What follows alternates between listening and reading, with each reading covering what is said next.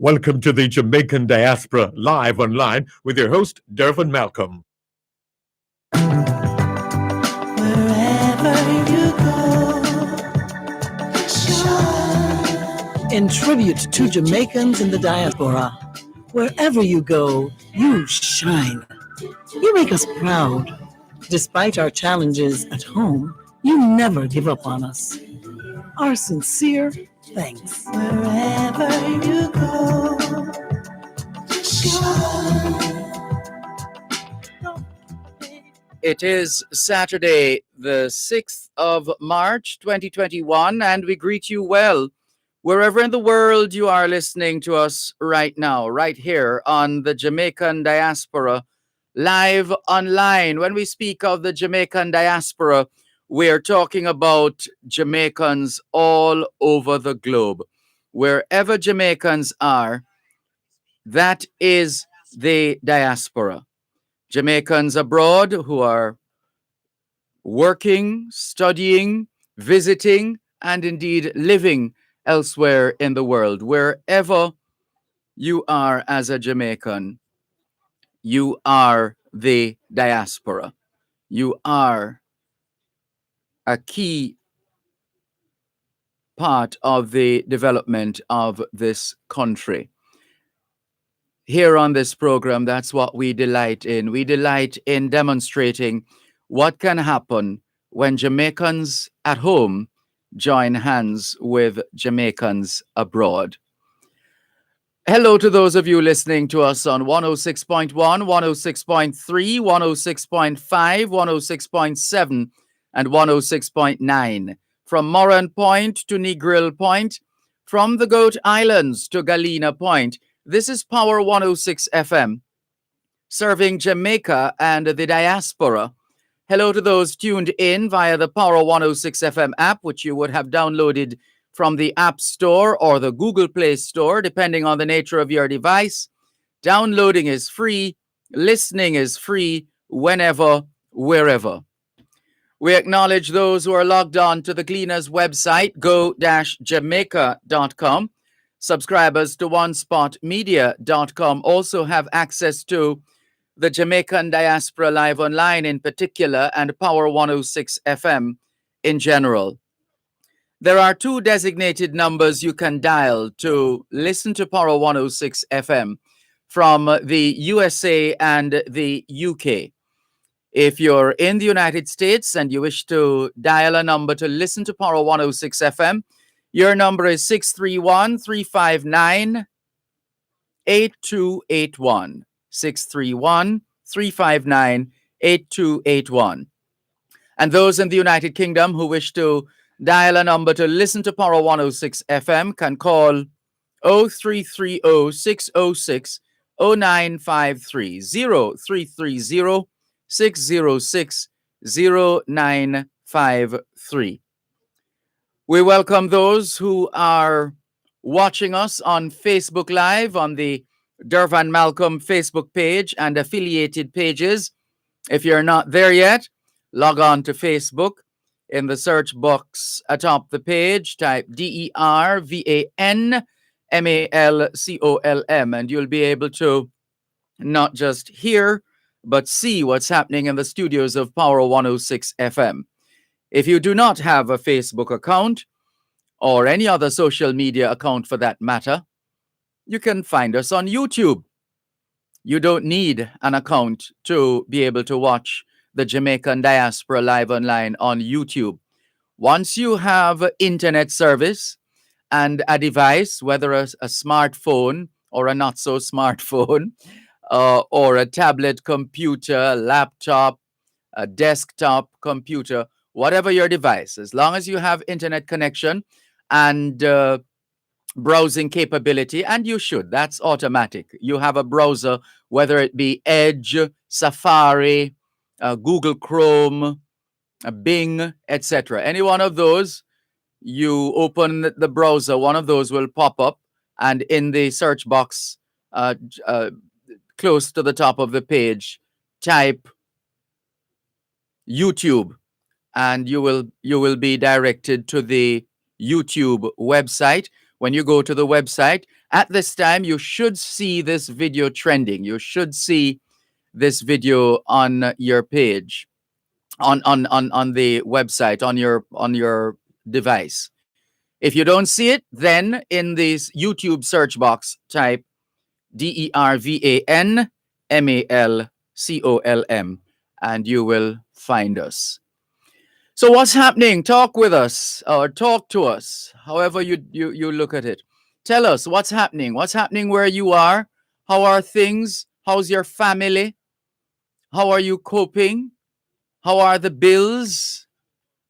How are the revenues? How are your earnings? How are things looking? Have you been able to gain access to the vaccine program where you are? Did you take the vaccine? Have you taken the vaccine? Will you take the vaccine? We always look forward to your feedback wherever in the world you are. So please feel free to fill us in on developments. How's the weather where you are? Is it still cold? Is it warming up with spring not too far away? Go ahead and post your comments, as we can see your comments as they pop up on both Facebook Live and also the YouTube chat box. Let's greet some of the early risers right now, those who are up and about. Inez Campbell Brown in Bridgeport, Connecticut, welcome. Dainty Walker, good to have you on board as well.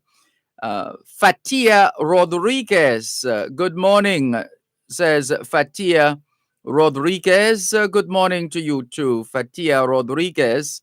Inez Campbell Brown says, good morning, Sir Dervan Malcolm and viewers. Blessings to you too, Inez Campbell Brown. Christopher Davis says, good morning from a very cold London. Well, please stay warm. We hope the broadcast is assisting in transmitting some Jamaican warmth wherever you are. Thank you very much. And all the best, Christopher Davis, and all the other Jamaicans in London and elsewhere in the UK. How are things in London these days, Christopher Davis? Are the numbers trending downwards or still going up? And please give us an update. Kwame Sabbath Gordon says, greetings, welcome. Kwame Sabbath Gordon, good to have you online. Dainty Walker, good morning again. Earl Sharina, good morning, Earl Sharina. Thank you for tuning in this early. Ambleton Ray says, greetings, brother man. Mark me present day. Midday for the educational overviews from Ambleton Ray, Horton Grove, Hanover. Large up yourself, says Ambleton Ray of Horton Grove, Hanover. Welcome, Ambleton Ray. Jennifer Stewart, Q Road, Kencott, St. Andrew. Welcome. Good morning to you too. And good morning to Miss Sybil Thompson. Valerie Ellington says, good morning, Sir Malcolm. I'm excited for your nomination. My nomination.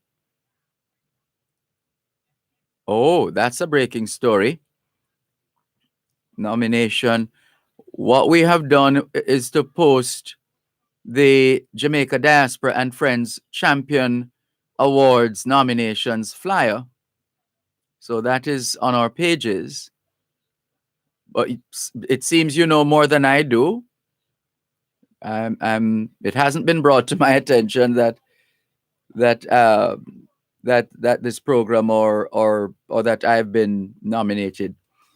So that would be a breaking story. Thank you very much, Valerie Ellington. Maybe you can clarify. Angela in Toronto, Canada. Good morning. Thank you very much for joining us. Oh, goodness. Look at where Fatia Rodriguez is. Well, let's tell you what time it is where Fatia Rodriguez is communicating with us from.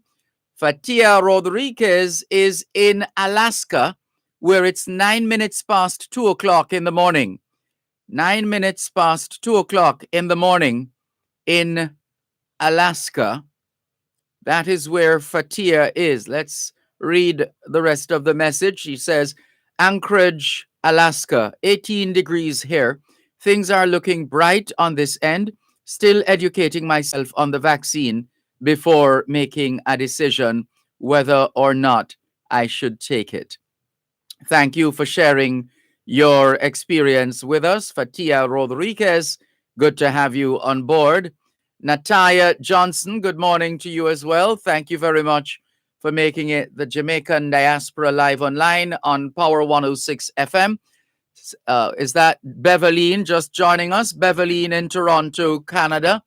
Welcome, Beverline. Good to have you on board the Jamaican Diaspora Live Online here on Power 106 FM.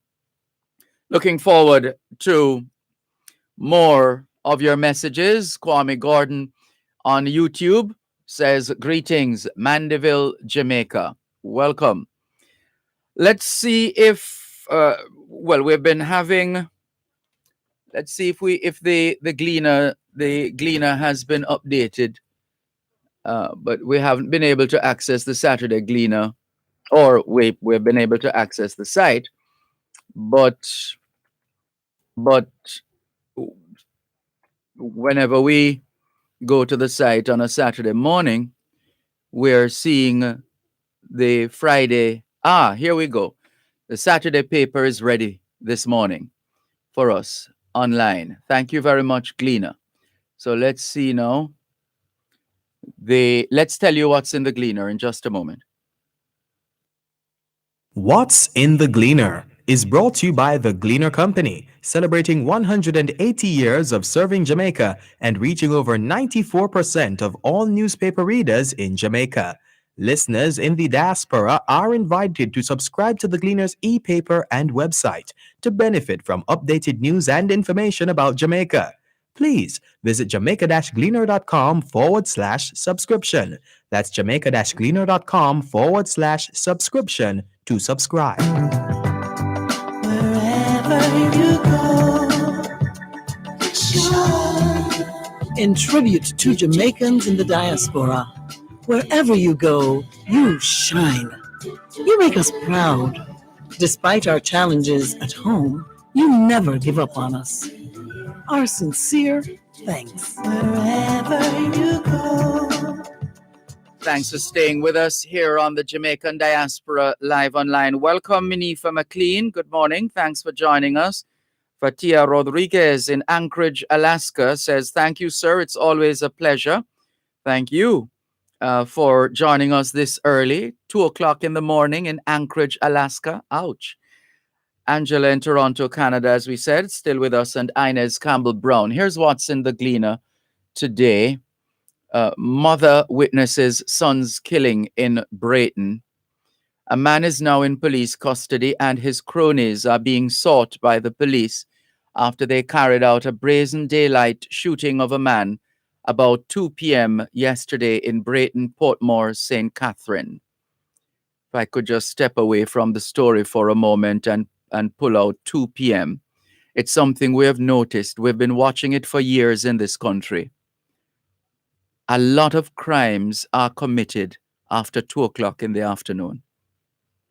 A lot of crimes are committed after 2 in the afternoon.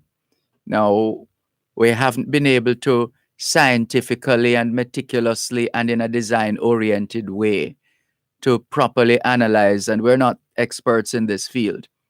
But we're speaking from a perspective where we listen to the news, the newscasts of the key radio stations in Jamaica at different times of the day. For years, we've been doing that and just making a note, a mental note of the time of day that these crimes are being committed. And invariably, I can't give a specific, like a ratio, 1 in 10 reports of a crime or 2. I can't do that. But 2 o'clock in the afternoon or after 2 in the afternoon seems to be a time when those who are up to, those with criminal intent, pounce. Check it out. Well, let's get back to the story after the break. You're listening to Power 106 FM. The time is now 6:15 in the morning here at Broadcast House 32 Lyndhurst Road, Kingston 5, St. Andrew, Jamaica, which means it's 11:15 a.m. in Bamako, Mali. It's here, it's there, it's everywhere. It's onespotmedia.com. Watch your favorite local program or listen to your favorite radio station from anywhere in the world on your tablet, smartphone, or personal computer. Download the app now and keep up to date with your favorite local programs on TVJ. Check us out at onespotmedia.com. Follow us on Instagram, facebook.com/onespotmedia, and subscribe now. OneSpotMedia.com. The Ministry of Industry, Investment and Commerce presents MIIC Live on both sides of the story with Dervan Malcolm every first and third Thursday at 3:30 p.m. to 4 p.m. Learn more about the manufacturing strategy, modernization in trading, foreign direct investments, and much more, right here on Power 106 FM. This broadcast of MIIC Live is brought to you by the Ministry of Industry, Investment and Commerce. Wherever you go, shine. In tribute to Jamaicans in the diaspora, wherever you go, you shine. You make us proud. Despite Thanks a our lot for challenges. staying with us here on the Jamaican Diaspora Live Online on Power 106 FM. I'm Dervan Malcolm, and we welcome you if you're just tuning in, and we thank you if you've been plugged in for some time now. Christopher Davis in London says, Dervan, things are looking good here in London. The infection rate going down rapidly, and most of the population from 90s down to age 65 and 50s at the moment. The government looking to vaccinate all adults by July. Thank you very much for that update out of London, Christopher Davis. Encouraging news. Beverly in Toronto, Canada says, now these crimes in Jamaica appear to be in doubles. Two, that is. What is going on? And that takes us back to the story of a mother witnessing her son's killing in Brayton, St. Catherine, Portmore, St. Catherine. Rohan Martin, 42, had just left the burial of his cousin and was heading towards his car when he was approached by three men who shot him multiple times. He was pronounced dead. He was pronounced dead at the, let's just bring this up as the technology loads. But another tragedy, pronounced dead at the Spanish Town Hospital. The incident occurred on Macpherson Drive in Brayton, Portmore. However, quick action by the St. Catherine South Police led to the apprehension of one of the alleged killers and the seizure of a firearm. A grieving evangelist, Evadne Martin, mother of the deceased, who reportedly witnessed the shooting, told the Gleaner that she was a few meters behind her son when she saw the gunmen approaching him as he was about to enter his car. She said they opened fire, hitting him several times.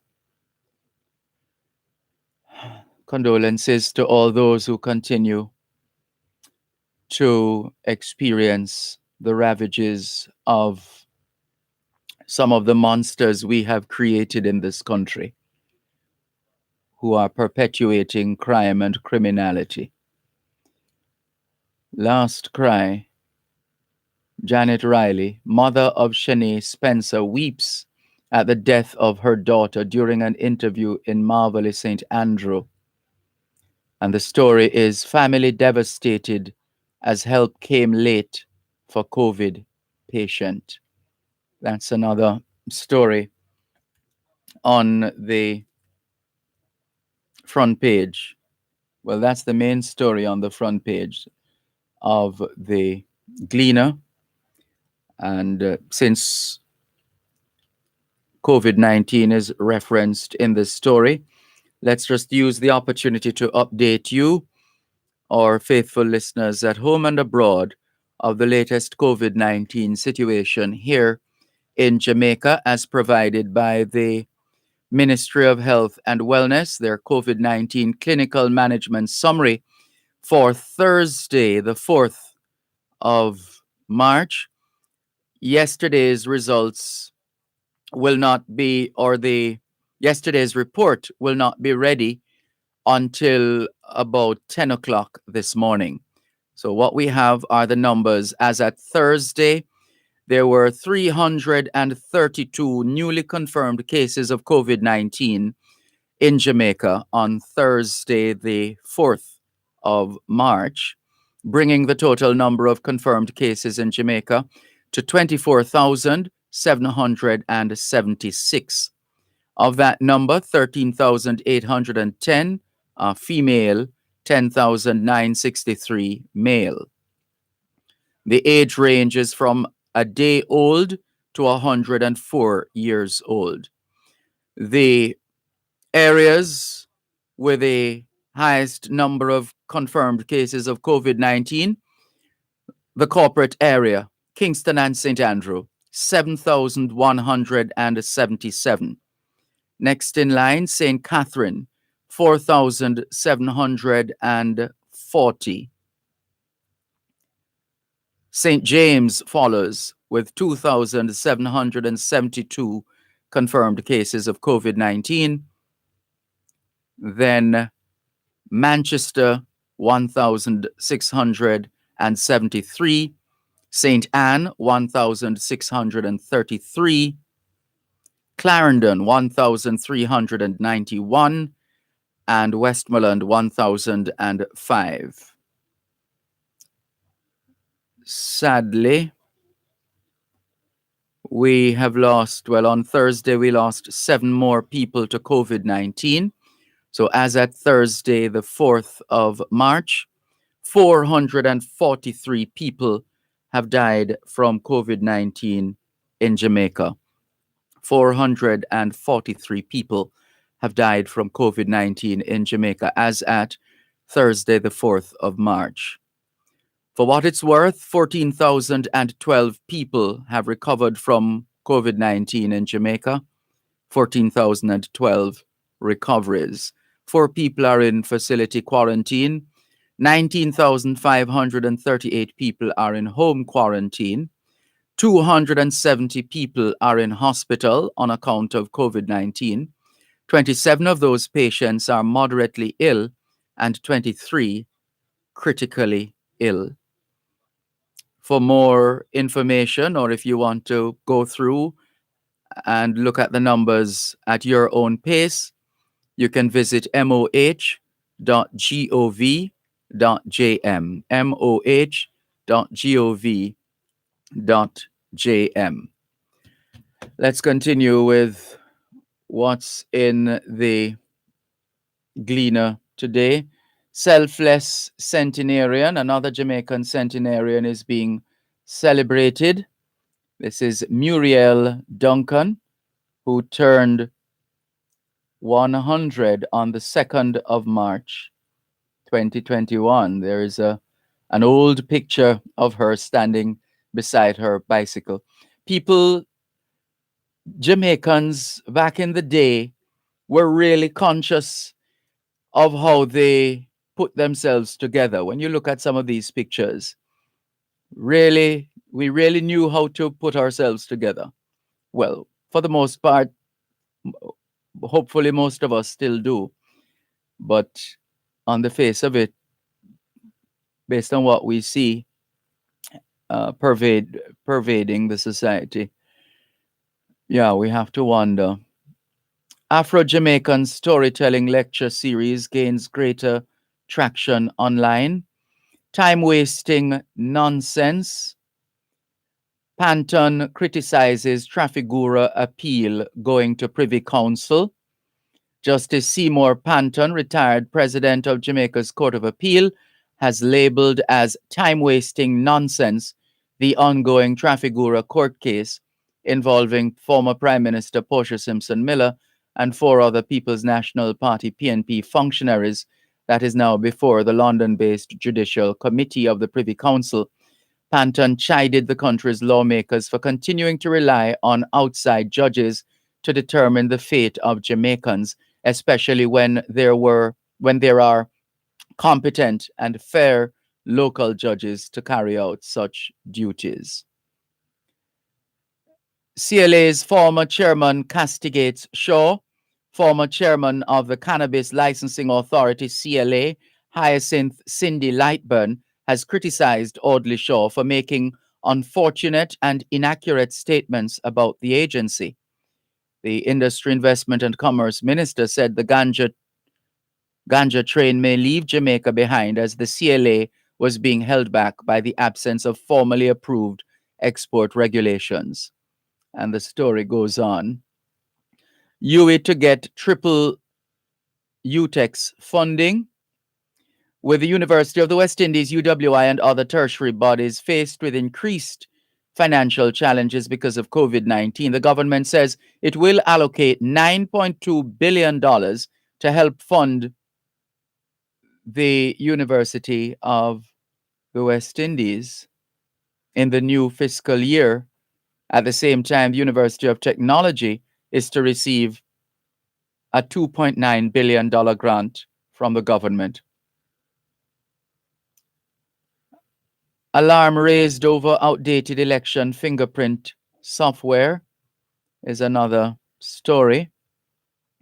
A senior opposition lawmaker raised concern on Wednesday that the integrity of Jamaica's electoral process could be at risk if steps were not taken to replace the automated fingerprint identification system that is at the end of its useful life.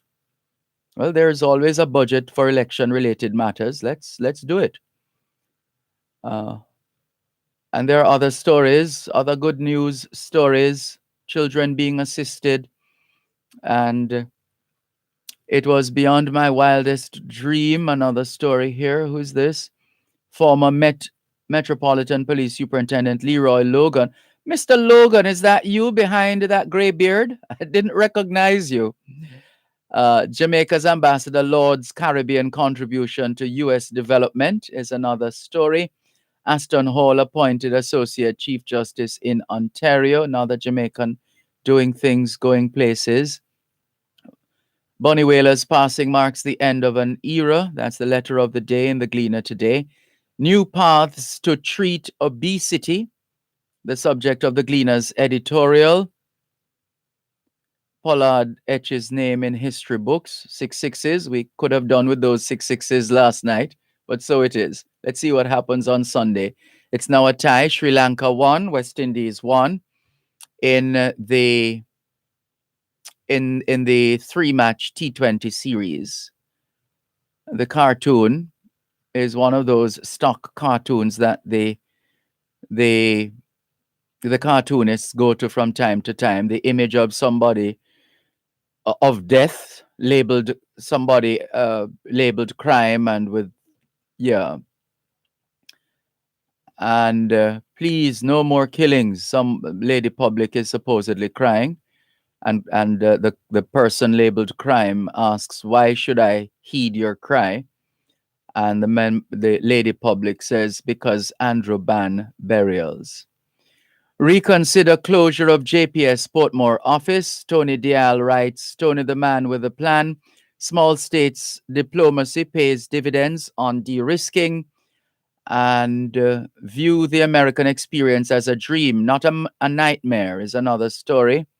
Jamaica-born vice chair says, Scotiabank urges customers to go digital. Douglas and Friends Foundation applying the 80-20 rule in assisting students.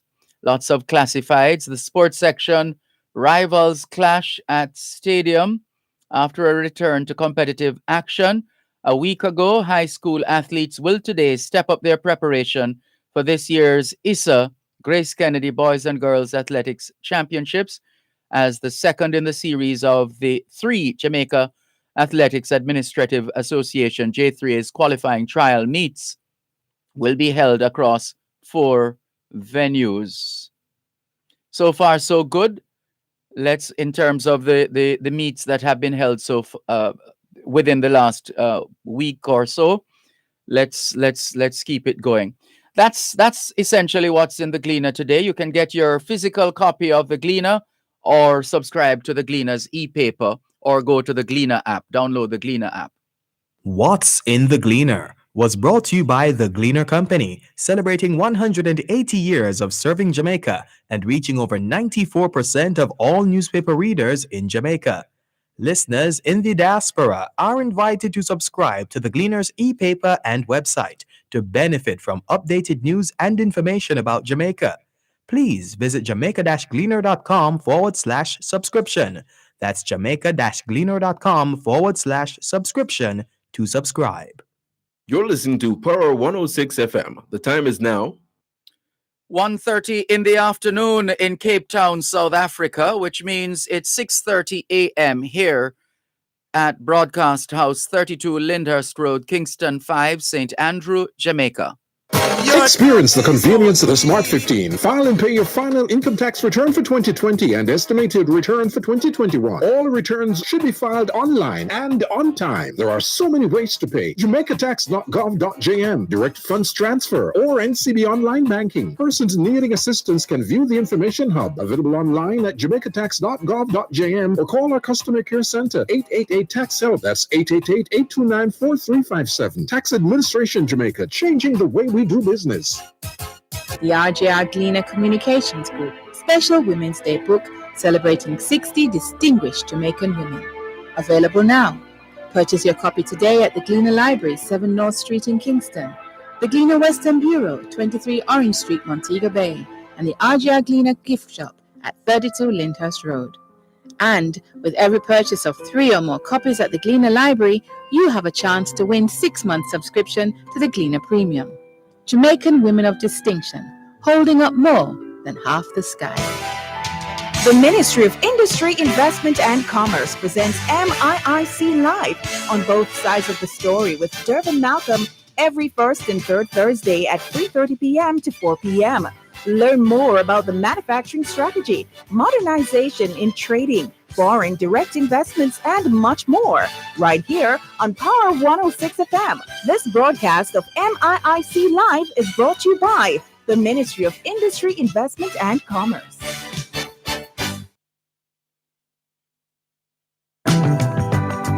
Wherever you go, in tribute to Thanks a lot for Jamaicans staying with us here on the Jamaican Diaspora live online on Power 106 FM. I'm Dervan Malcolm. Welcome to those just joining us and those who have been on board since we started at 6 this morning, Jamaica time. Fatia Rodriguez in Anchorage, Alaska says, I feel so scared visiting Jamaica. This is so sad. These individuals committing these vicious crimes have no regard for anyone. They shot my sister back in 2007 in a robbery, leaving her now confined to a wheelchair. So sorry to hear that. Instead of these crimes decreasing, they seem to be increasing rapidly. Come on, man. Why are they destroying such a unique paradise? This is terribly sad. And so say all of us, Fatia Rodriguez, terribly sad that we still have those, and apparently too many of those, who are prepared to commit murder, whatever the circumstances. In the meantime, let's just continue to do, those of us who know better, let's try and do better. Let's take someone with us at all times, meaning as those of us who are grounded in certain principles, let us help those who perhaps are vulnerable to going astray. Let's help to keep them on the straight and narrow. Let's just do what we can. Those of us who know better, let's do better and do what we can while we can. Welcome, Gail Abrams. Happy birthday to your husband. I think that's what I saw online. He celebrated a birthday. Happy birthday to Dr. Michael Abrams. Good to see you online this early on a Saturday morning, Gail Abrams. Bijou in New York, welcome as well. We're going to Birmingham right now to welcome the editor-in-chief and CEO of the Phoenix newspaper, which is a global publication, Dr. Marcia McLaughlin. Dr. McLaughlin, what a joy to have you join us once again on the Jamaican Diaspora Live Online. How have you been? I have been great, and good morning to everyone. Thank you very much, Dervan, for having me. It's a pleasure. We're anxious to hear how you and your team at the Phoenix newspaper have been doing, first of all, in terms of the health of your team, and secondly, how you have been covering developments related to COVID-19 in the Phoenix newspaper. Okay. Well, as you can pretty much imagine, all of us, everyone across the world, has been affected dramatically with this, as they call it, pandemic. Now, for the Phoenix newspaper, I've got to say that we have remained focused. And I think I can talk quite easily when I say that as soon as it started to happen, I got my team to start to think spiritually. And we aligned ourselves really as one of the essential services, because we knew that we had to remain strong and to continue to deliver the news, even though every business was locked down, our advertising was literally zero. We literally had to pull from somewhere to continue. And if people understand publishing, it's a very, very expensive business. And we give away 40,000 copies of the newspaper free to the community. Now, free doesn't mean that it isn't quality. It's full color and it's beautifully presented. And the reason for that is change. We are aligned to accept the changes that's happening within the world at the moment. And for us, we've just sort of continued to supply the community with the positive and uplifting news, regardless of what was happening within the community, and became one of the essential services. And I have to thank the community because they also believed in us, and they continued to read the Phoenix newspaper. And so we doubled in readership. So hold on, say that again. You doubled in readership. We doubled in readership. We were receiving 2 million online readers per day, and that doubled to 5 million. Well, it over doubled then, I would say, because it's gone to 5 million. So it more than doubled.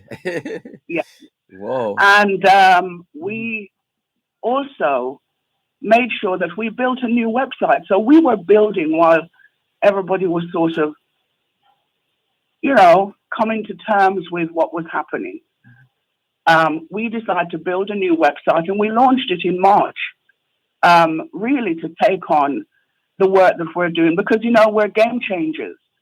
We are in an industry which is male dominated, and we're coming in to turn the newspaper industry on its head by providing positive news. So people, it's going to take, it has taken time for people to realize that they can be a newspaper that does give you an unbiased, or should I say, the other side of the coin. And in particular, we're very proud of the newspaper that we've just put out, because people ask us, there's so much crime happening in the world. There's so much bad things happening in Jamaica. There's so much bad things happening in London, where young people are killing themselves. What is the Phoenix going to do about it? And I say to them, we're doing it. And they say, but we never see you cover any news about killing or violence or whatever. And he said, that's exactly right. We're not here to glorify it.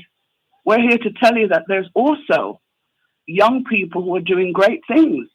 And on the front cover of the Phoenix newspaper, we have put a young man who comes from the inner city areas.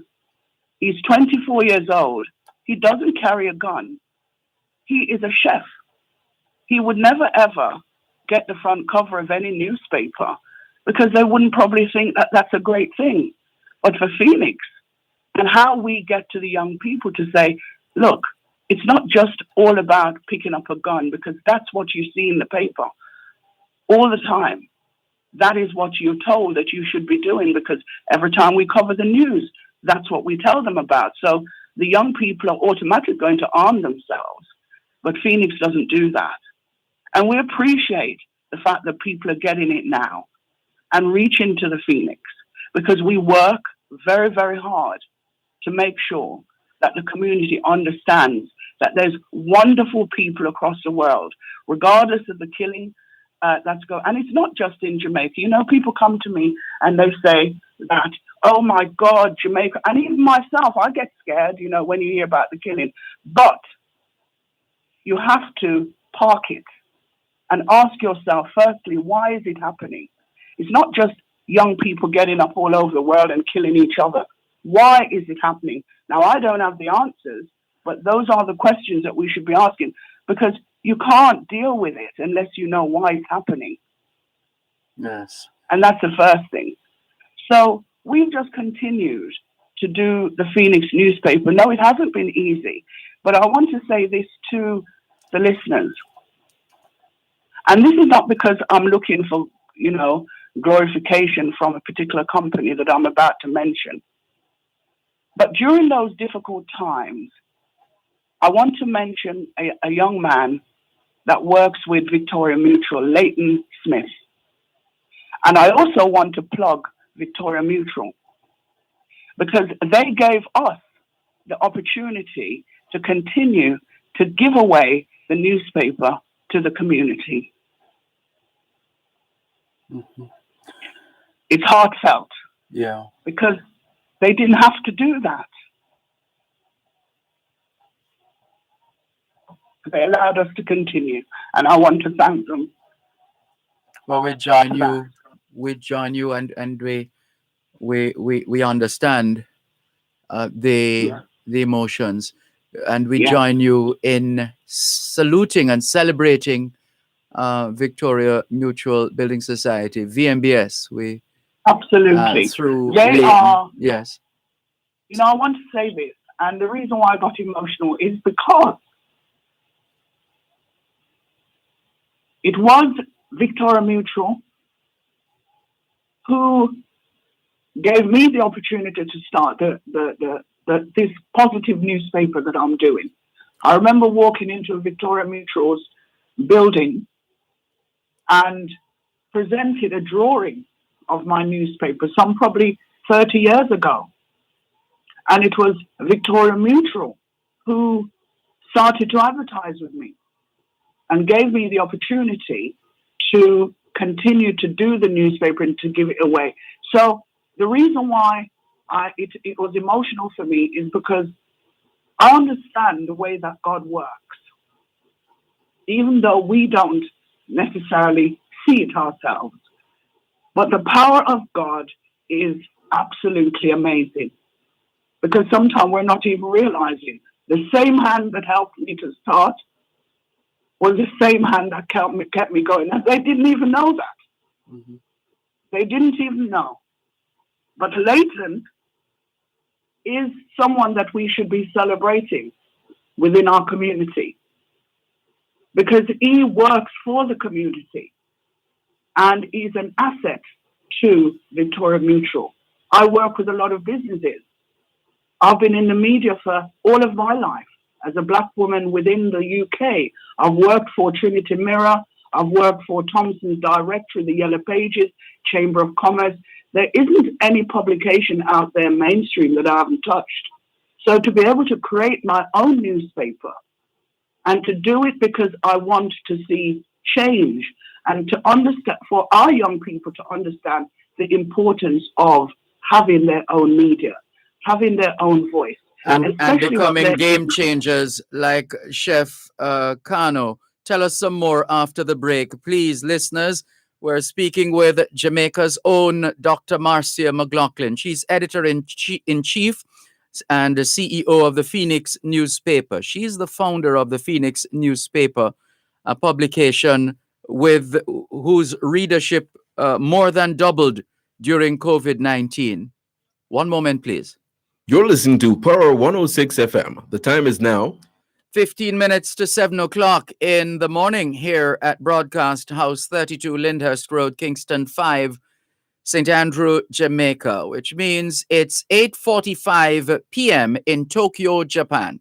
The February 5 off 50 sales event at Home and Things is here. Take $5 off every $50 you spend. Save big on the brands you know and trust. From beautiful Spanish and Brazilian tiles to exquisite bathroom fixtures from Sedosa, American Standard and Corona. Stylish Moen and American Standard faucets. Doors, windows, paints, and home decor treasures that inspires beauty and elegance. It's the February 5 off 50 sales event happening now at Home and Things. Old Hope Road and Constant Spring Road. Catch it while it lasts.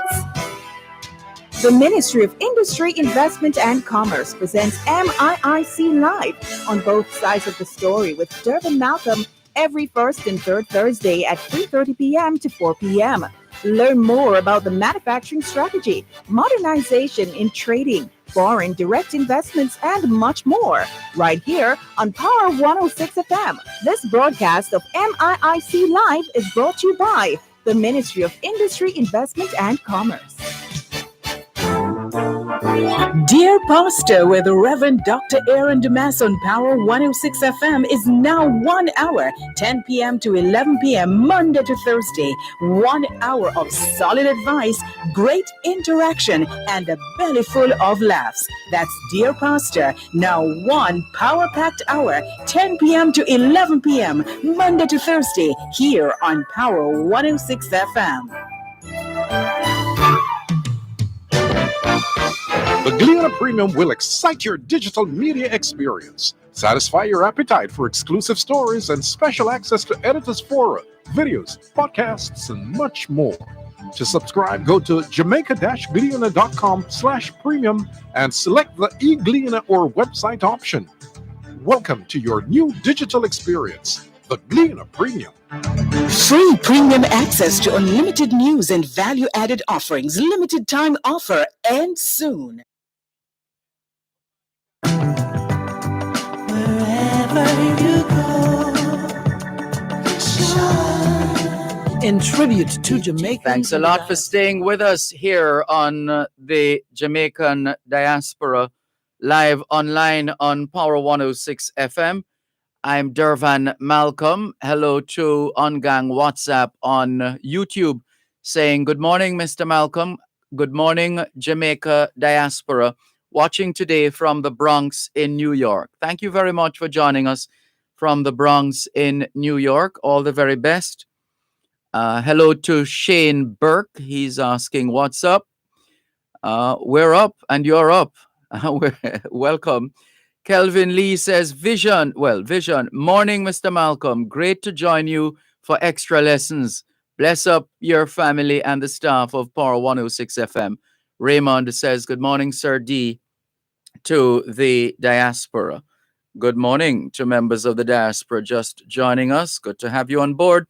Jose Marti Alumni Association, New York chapter, is also greeting us, wishing everybody a happy Sabbath. And indeed, we join you in conveying Sabbath greetings to all the Seventh-day Adventists listening to the Jamaican Diaspora live online here on Power 106 FM. Dr. Marcia McLaughlin is founder, editor-in-chief, and CEO of the Phoenix newspaper, which is published out of Birmingham in the UK and all over the world, online, reaching people all over the world. And as you heard, the readership more than doubled during COVID-19. Dr. McLaughlin, sorry, we had to break when you were speaking, just sharing more of the how you feel about how things have evolved, and the fact that with the support of Victoria Mutual, Leighton Smith and the team at Victoria Mutual, to be able to continue to tell the stories of inspiration, of triumph, of challenges as well, and surmounting those challenges. And it seems those are some of the elements that make up the ingredients of your energy, your strength, your courage, your wanting to just keep it going no matter what, even when the chips are down. Absolutely. It was all about, for me, I go into a different mode, and it was a survival mode.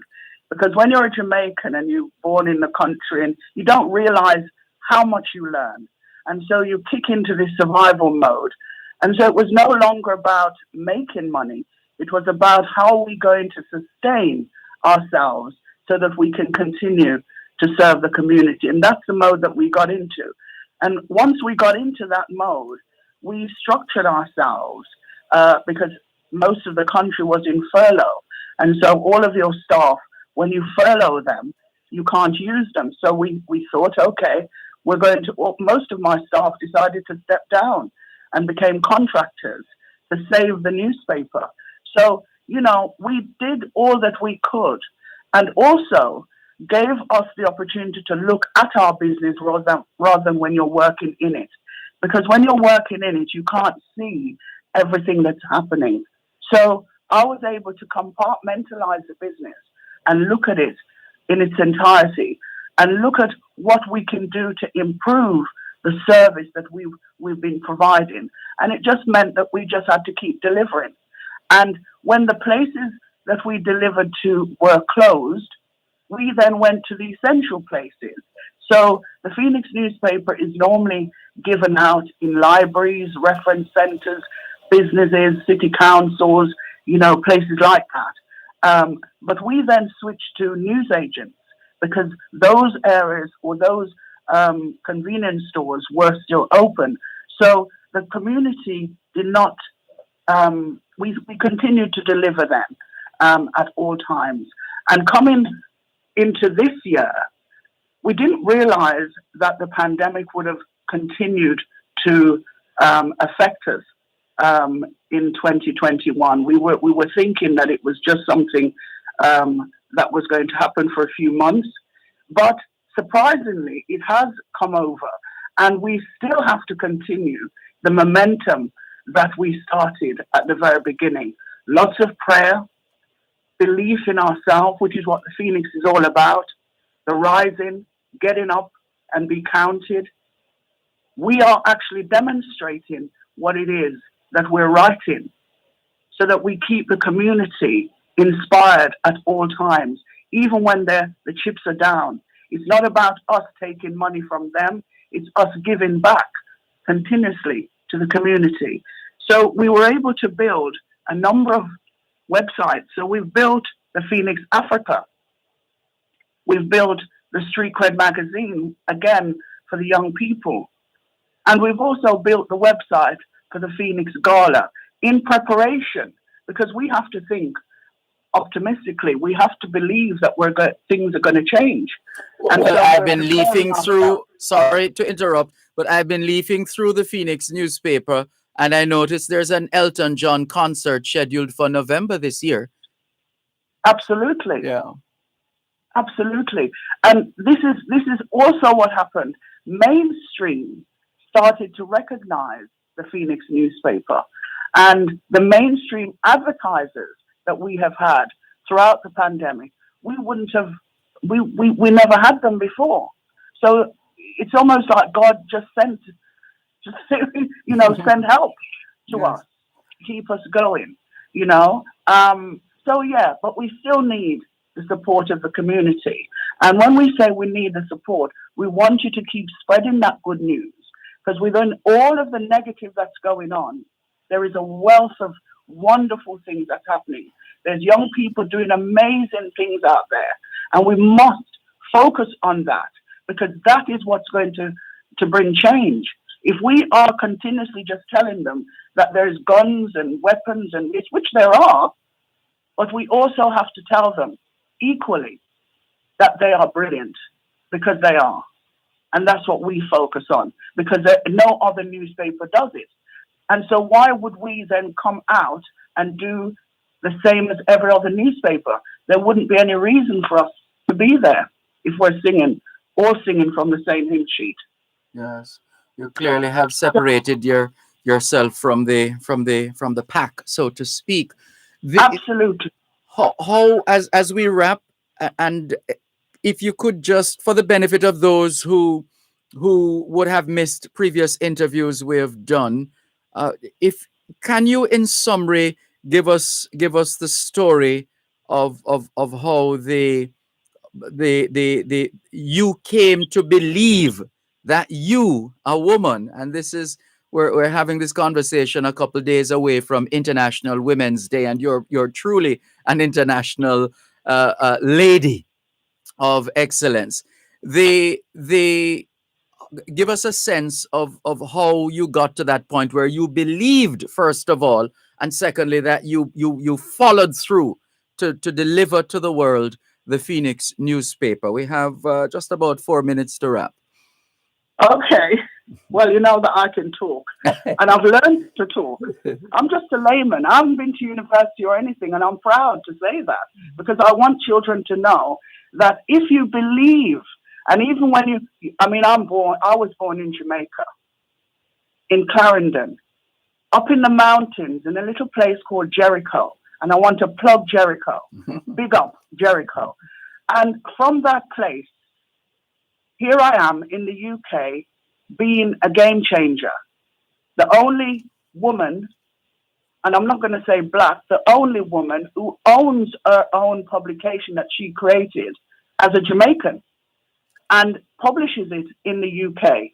Now, I'm not talking personally about myself. I'm just giving an example. It's a fact. It is a fact. How, we can be coming from, I used to have a cow and a pig, they were my pets in Jamaica, So here I am producing a newspaper. Why? Because I saw that there was a need. I could have sat within the publishing industry, getting my big salary. But no, there was a need. I suddenly realized that with all that I knew about the industry, why media in particular is so important, the work that Dervan is doing, it's so important, because when you think about connecting people, sharing your ideas, sharing your inspiration, sharing anything, the media actually puts that thing in your head. And in this country where we're supposed to be diverse, you have a melting pot of people. And so therefore, they all have to tell their stories. And unfortunately, the press doesn't always tell it the way that it should. And so, say black men do get a bad press in this country, unfortunately. But we won't go into that. At the end of the day, for me, as a black woman, I fell into a coma 10 years ago. Aside from me doing this positive news, I fell into a coma. I was 50 years old. And yes, I don't tell this story many, many times, and I haven't been brave enough to even understand what it is that happened to me. But I was in a diabetic coma, and I'd lost my home. I'd lost my husband. I'd run off with a younger model. I'd lost everything. I'd lost my business.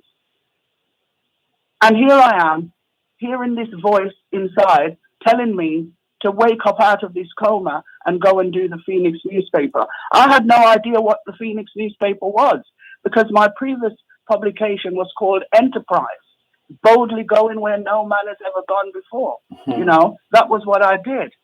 So when this voice told me I had to do, I answered back, but I couldn't move my mouth. I was just talking back to this. I said, but I've got nothing. I'm bankrupt. I've got no money. I've lost my business. I was angry with the community. I was angry with individuals. And I was sharing it with this voice that was telling me to get up and go and do the Phoenix. But you know, when I opened my eyes, Can you give us the rest of that story, and we wrap right after this break, please, listeners? We're speaking with Dr. Marcia McLaughlin, founder, editor-in-chief, and CEO of the Phoenix newspaper, based in Birmingham but serving the world. She's originally from Jericho in Clarendon, the only woman to own a newspaper in the UK. One moment, please.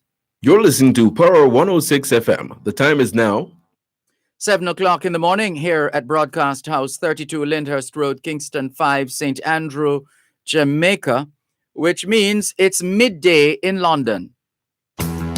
Farmers, you can now control your fungal diseases with Eradicate, a systemic fungicide from Newport First and Jamaica Limited. Eradicate controls coffee rust, leaf spot, black and yellow cicatoca, early and late blight, powdery and downy mildew, and other fungal diseases on your crops. Get your Eradicate at your nearest farm store or at the Newport First office, 2A, 2B Worry Wharf Complex. Take back control with Eradicate. Western Jamaica, this one's for you. The Star, the people paper, now has a weekly edition just for you. Everything you need to know. The community pulse, the Star Salute, sports, entertainment, and so much more. The Western Star. Get your copy every Tuesday. The Star, the people paper. This segment of the Jamaican Diaspora Live Online is brought to you by Grace Kennedy Remittance Services Limited, Western Union, moving money for better. Wherever you go, shine. In tribute. Thanks a lot for staying with us here on the Jamaican Diaspora Live Online on Power 106 FM. We're wrapping our conversation with Dr. Marcia McLaughlin, founder, editor-in-chief, and CEO of the Phoenix newspaper. You were giving us a sense of that experience, the diabetic coma, and the voice that you were hearing and listening and sharing the emotions coming out of that whole experience. right, okay, and yes, that happened. And I left the hospital. I mean, I'm not going to go into everything. I'll just jump and say, I believed. Okay, I had the faith. I believed. And I think that's what a lot of us need to do, is to believe in a purpose, not just to exist, but have a purpose. And, you know, I've gone on now with the help of an Asian woman selling her bangle, a married bangle, and giving me the first £5,000. I needed probably $500,000, but she gave me £5,000. And that was the start of the Phoenix newspaper 10 years ago, because we're now celebrating our 10th anniversary this year. And that's just believing in the purpose that sometimes God has given you, but you don't realize that he's given you. And he probably throws you down. You know, you probably think, oh my God, he's going to kill you. You know, what have you done? And then something happens. This light of forgiveness or whatever it is that he gives to you, and you get out there, and so you have a purpose and you do the work that you are supposed to do, which for me, my focus is the Phoenix. And as a woman, I would love to say, in my journey of working with all communities out there, traveling across the world, I just want to say to our women, just to try to love each other just a little bit more.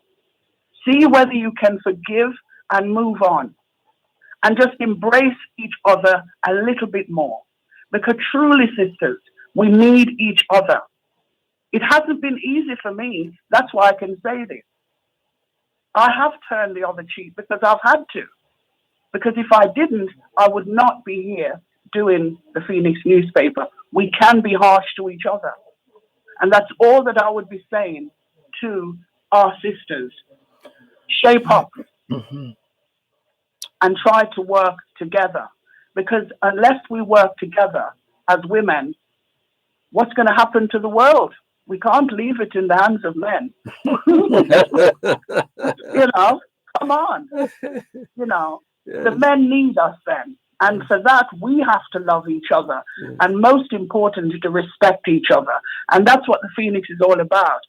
Showing you how to love and respect each other.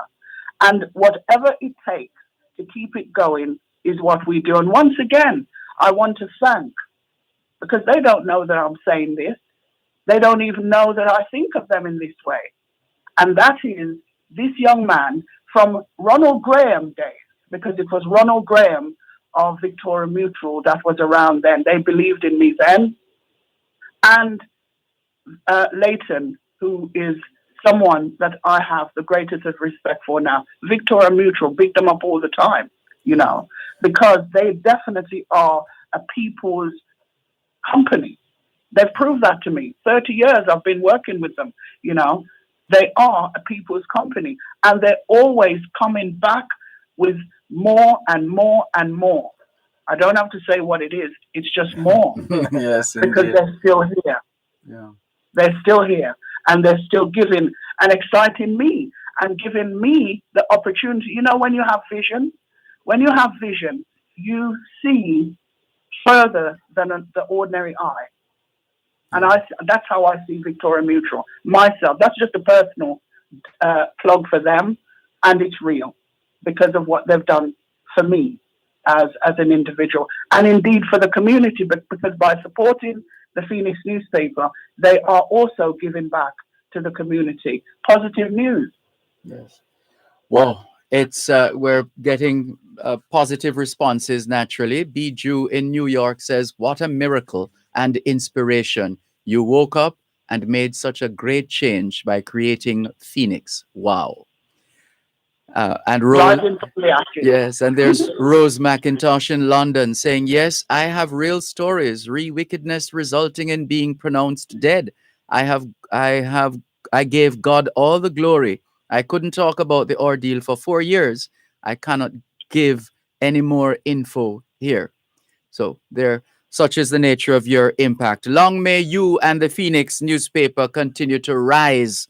Dr. Marcia McLaughlin, always a pleasure to have you on the Jamaican Diaspora Live Online to add value to this program. Thank you so much. Thank you for having me, and keep up the good work, Dervan. Remember, you will be at the next Phoenix Newspaper Gala. Thank you very much. Thank you. Thank you so much. All the best. Dr. Marcia McLaughlin, Editor-in-Chief and the CEO. She's the founder, Editor-in-Chief, and CEO of the Phoenix newspaper, the only woman to own a newspaper in the UK. She's originally from Jericho in Clarendon. Good morning to the people of Jericho in Clarendon. Let's get ready for our next guest. While we're getting ready for our next guest, let's welcome some of the other persons who have joined us since the last time we checked. Thank you very much for joining us. Rose McIntosh in London says, "Dr. Marcia McLaughlin, you're alive for a good reason. Blessings always." Thank you very much. Errol in Maryland says, "Good morning, Sir D. Another wonderful weekend in the DMV." And that whenever you hear that reference DMV, the D is for Washington, D.C., the M for Maryland, and the V for Virginia. So he says, another wonderful weekend in the DMV, getting ready for work. I can identify with the doctor as the only Black owner in business in this area in these times. You just have to redouble your effort in every way you can. Thanks to the Lord, we are still open, says Errol in Maryland. And I can never remember the name of Errol's operations. I'm sure I've written it down a number of times. And Errol, I promise you, I will I will remind myself and study it and learn it so that I remember it when I call your name. Shane Burke says, big up. Thank you, Shane Burke. Thank you very much for joining us. And now we're going to move from Birmingham, England to somewhere in the state of Florida, I believe. Our next guest is described as a serial entrepreneur, investor, inventor, founder, chairman, and CEO of Purposely, founder, chairman, and CEO of MI Group, Mr. Ricardo Beris. Good morning. How are you? Good morning, Dervan. I'm absolutely great. How are you? How have you been? Fine, thanks. It's been a while. Good to reconnect with you here on the Jamaican Diaspora live online on Power 106 FM. We want to start at the point, Ricardo Beris, of the term serial entrepreneur. How is that manifested in how you have been operating, how you have been living your life? Well, and thank you for having me, and good morning to your listeners and other guests. It has been a while since we had a conversation like this, so I really appreciate connecting again.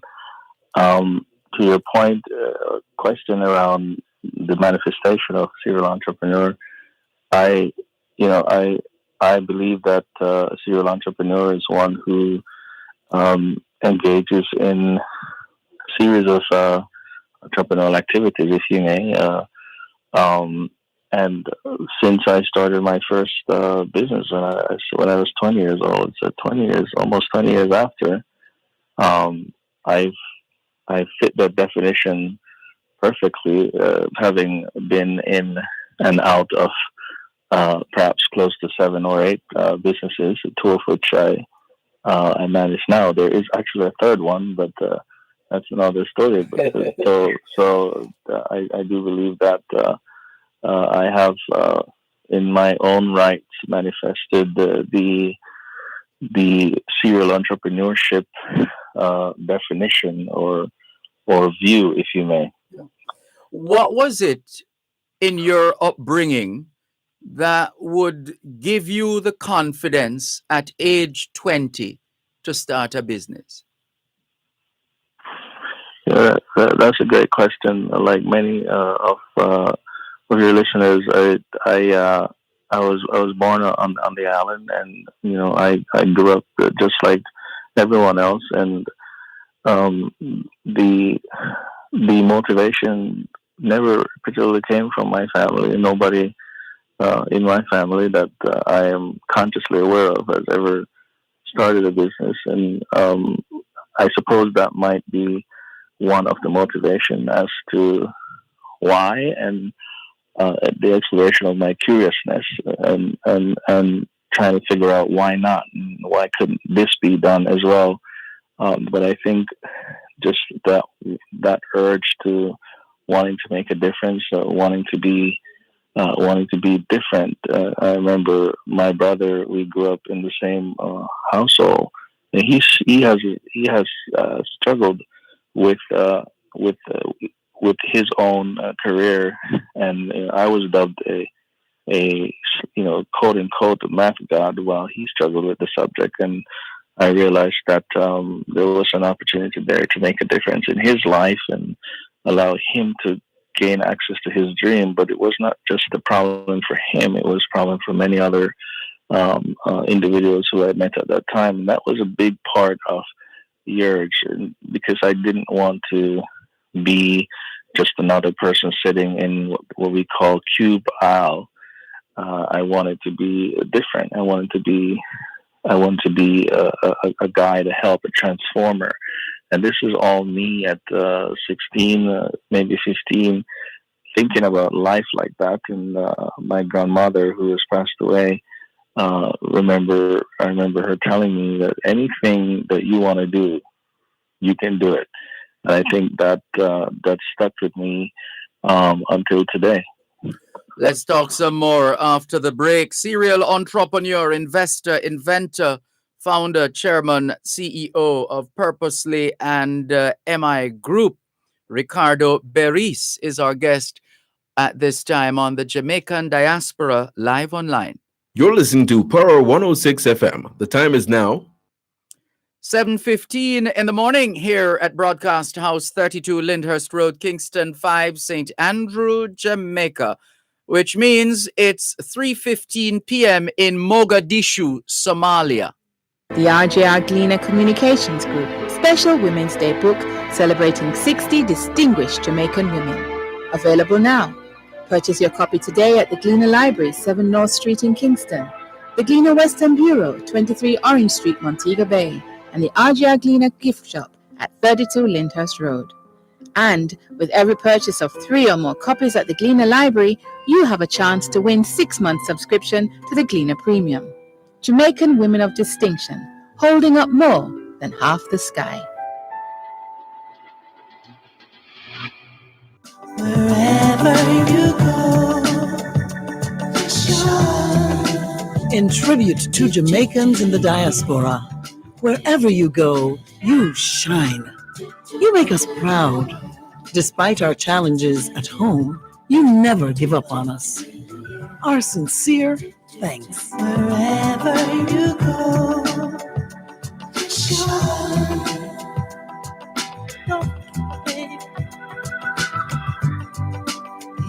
Thanks a lot for staying with us here on the Jamaican Diaspora Live Online on Power 106 FM. Welcome to Shane Burke, who is in Hanover, and more specifically, a place called Cocoon in Hanover. Hello to the people of Cocoon in Hanover. Thank you very much for making it the Jamaican Diaspora Live Online on Power 106 FM. Hello to Dr. Karen Dunkley, the Global Jamaica Diaspora representative for the Northeast USA. She says, happy Sabbath to you too, Dr. Dunkley. Our guest, Ricardo Beris, serial entrepreneur, investor, inventor, founder, chairman, CEO, Purposely, and the MI Group. How would you characterize the nature of the businesses, about 7 or 8 businesses that you would have started since age 20, and take us to the ones that you are involved with right now?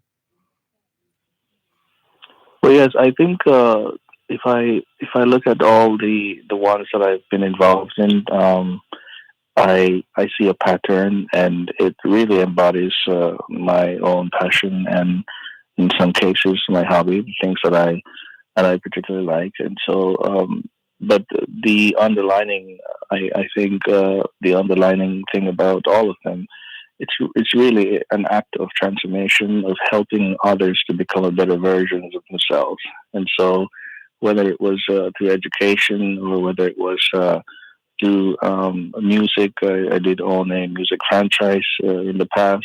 Whether it was a software company that I invested in, it was all in an act of transformation. And today it's no different, because we have been building a technology company, MI Group, which focuses on helping non-tech savvy small businesses throughout the United States and also the region to capitalize on the power of online technology tools to grow their business. And often you will hear an entrepreneur in an underrepresented or even undeserved sort of communities around the region would say that they know about these different technology. Maybe they've heard of, building websites or building apps, or maybe they've heard of social media or email. They've heard about these things, but the challenge for them is getting these things done, getting their hands in the weed of things, if you may, and and utilizing those tools to grow quickly and to generate their revenues as fast enough. Most people don't know how to do that, and most people that sometimes are in business are intimidated by technology and how it can really be advantageous to them. So it's really about helping those individuals, and we have a company out in South America, namely in Barranquilla, Colombia, that also works with those in that region to really help them to participate in this massive, what we call exodus to digitization, and purposely being or other company which has a very different focus. It's really an amalgamation of purpose-driven businesses, those that are creating products for benefiting their own community, whether socially or environmentally. So, a sustainable product, a product that's very organic, a product that embodies, perhaps a woman empowerment, supports homelessness, help to fight cancer. So we want to create a world essentially on and offline to facilitate the exposure for those kinds of businesses and make them more visible, because we do believe that we live our lives around the things that we care about. And a lot of the things that we care about are deeply rooted into where we are from and where we currently are. And that really is something that we're striving to help each other to have access to make it a lot more convenient. When I go online today, it's hard sometimes to find a product that support a cause that I care about. I care about homelessness a lot because as I drive through the streets, I remember giving away one of my birthday to the streets by preparing scores of meals and taking it downtown Miami, giving it away on my birthday. And it was sad how homelessness is right before us, and a lot of times it's our own people that suffers. I've never been homeless, thank God, but I cannot imagine how people would feel and what they go through just kind of living under a bridge in the very cold winter nights and all the suffering that they would have to do. I remember particularly, and it pains me, a woman with a baby, and she had nowhere to go. And so people who are creating products to help to alleviate those kinds of challenges can find a place on purposely in our network to really create that kind of exposure and tell the story that we can make a difference for supporting the causes that we care about as consumers, or heart shoppers, as I'd love to call it. Yeah. That sounds like social entrepreneurship, in a sense. That kind of work. Can you give us a sense of the nature and extent of the impact that COVID-19 has had on your operations, your activities, just the general way in which you've been doing business? Yes. So for us, it's in our DNA that we have been a virtual, essentially, primarily virtual operation since 2015, if you may. We have teams from different parts of the world, and so it was appropriate for us to use that model. We've got a team out in India, out in the Philippines, out in the Caribbean, and also in South America, and of course here in the U.S. And so it was easier for us to adopt that model. And so when COVID came, it was not difficult for us in the context of transitioning to digital, because we were already there. Mm-hmm. But there are some particles or instances where we have suffered simply because, for example, Purposely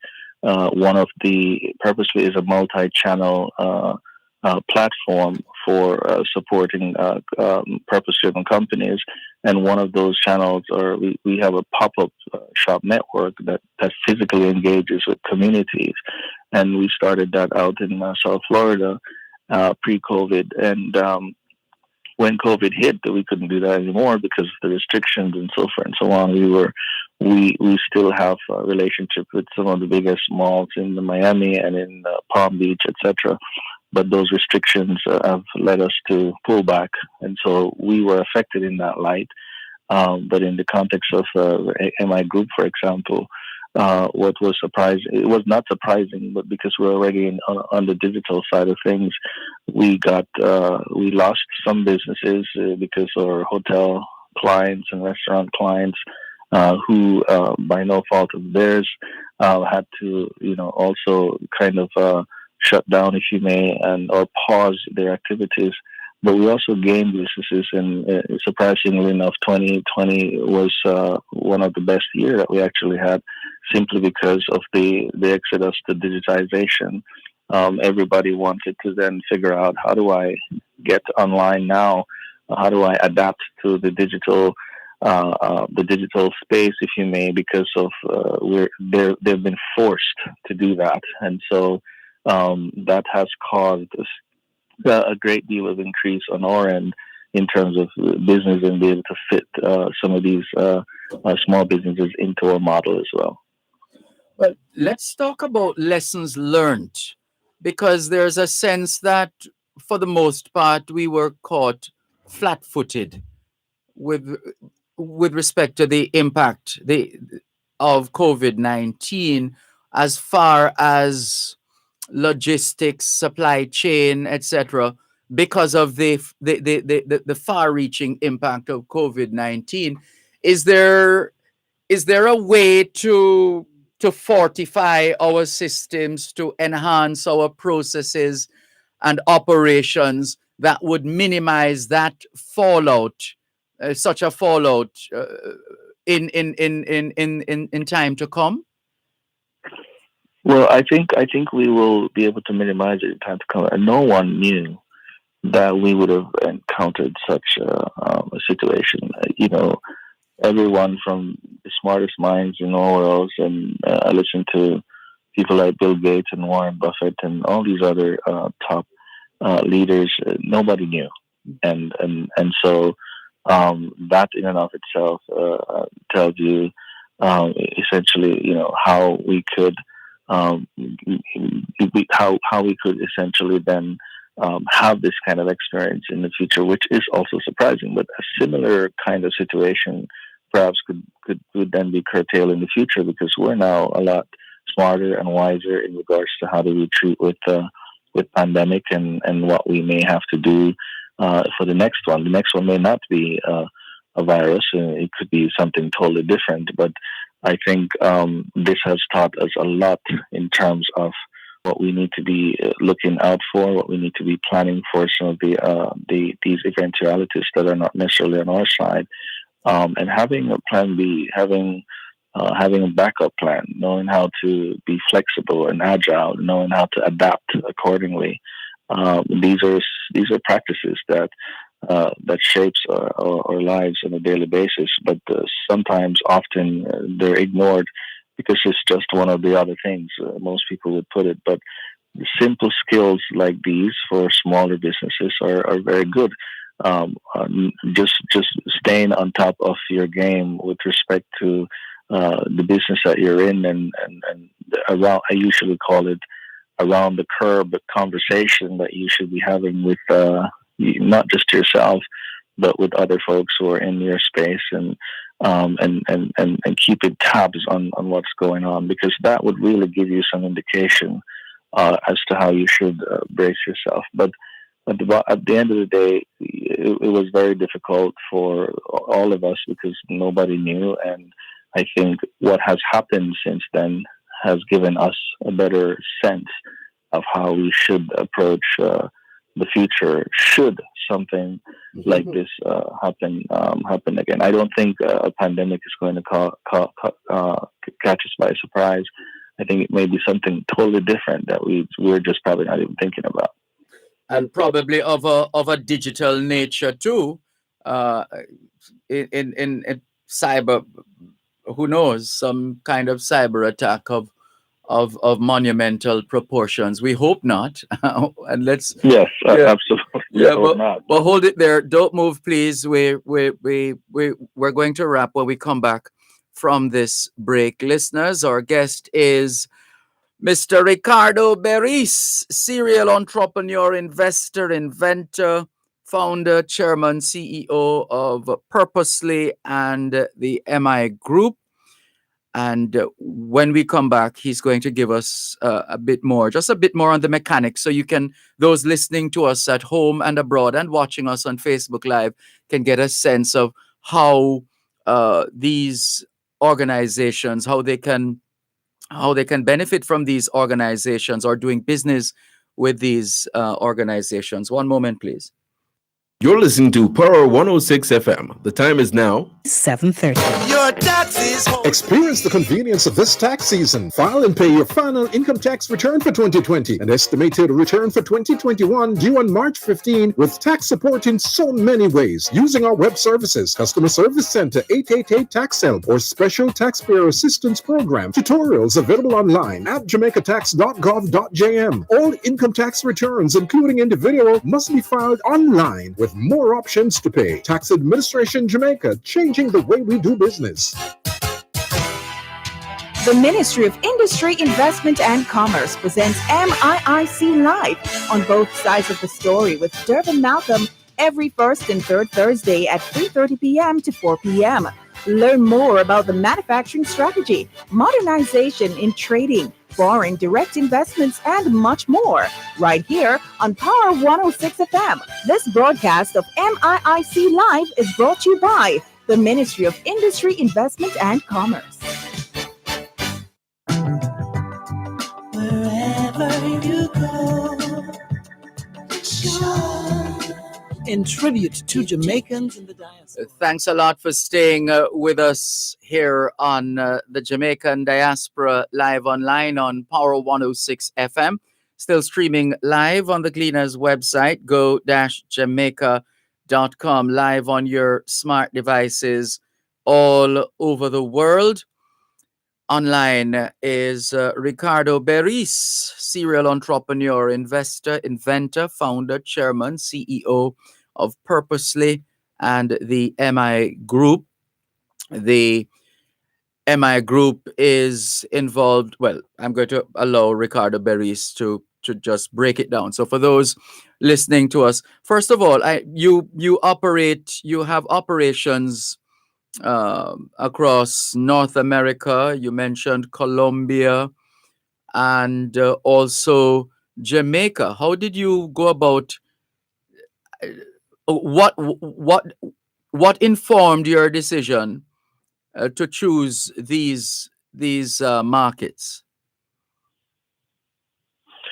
Well, so I had lived in Colombia for some time, in maybe about 5 years. That just connecting with the people of the South was one that I was curious to do, and that enlightened me a great deal. And realizing that Central and South America is just beautiful in terms of the opportunity that's there, and also some of the challenges that continues to emerge out of those spaces. I've seen the need to then be a part of those communities, and so that was a huge influence as to why I'd want to be in that emerging space. It is an emerging community, and it's kind of a around the curve conversation I've had with myself and other masterminds, just on, this is going to be a big part of the future in terms of some of the activities that we will see coming out of these regions. So it's best to live the future now, and that was kind of what allowed us to be in that space. And was out of the space for a little while, but then we just recently got back in there and just reworking it again in terms of the Caribbean. I am Jamaican. I was born in Jamaica, so that's a big reason to begin with. And there are other parts of the Caribbean, like the Bahamas, that I'm involved in as well. um, which again, it's also part of for me, it's culture and wanting to kind of give back to the space that I was birthed, or the space that I came from, essentially. For North America, it's really the opportunity that exists. There are pockets of this country that have real challenges when it comes to the adaptation of technology, and these communities are sometimes underrepresented. We're talking about Black America, if you may, or minorities, and so forth and so on. That they have great ideas, amazing passion, and zeal for what they want to do, but they lack the necessary skills to grow. And it's an opportunity like anywhere else. And so, for me as an entrepreneur, where it's not really the issue. It's really about what we can do to effect changes in some of these spaces. So those are some of the things that drives me, and the decision to be a part of these communities. So now we're not just a part of the South Florida community. We have now been a part of the Atlanta community. So we're slowly just kind of making our way. We're sponsoring a conference that's coming out of Texas. That's coming up at the end of the month. Also organized by a Jamaican, if I'm not mistaken. And so there are a number of things that is driving what we are doing right now. How have you been serving the current markets? For those who are listening, they hear that obviously because of your Jamaican roots, you have set up shop, in a manner of speaking, in Jamaica, in addition to Colombia and North America and so on. How can they plug into your operations? What are some of the services that you have been providing to these markets? Yeah, so we're a full service digital marketing and software development company.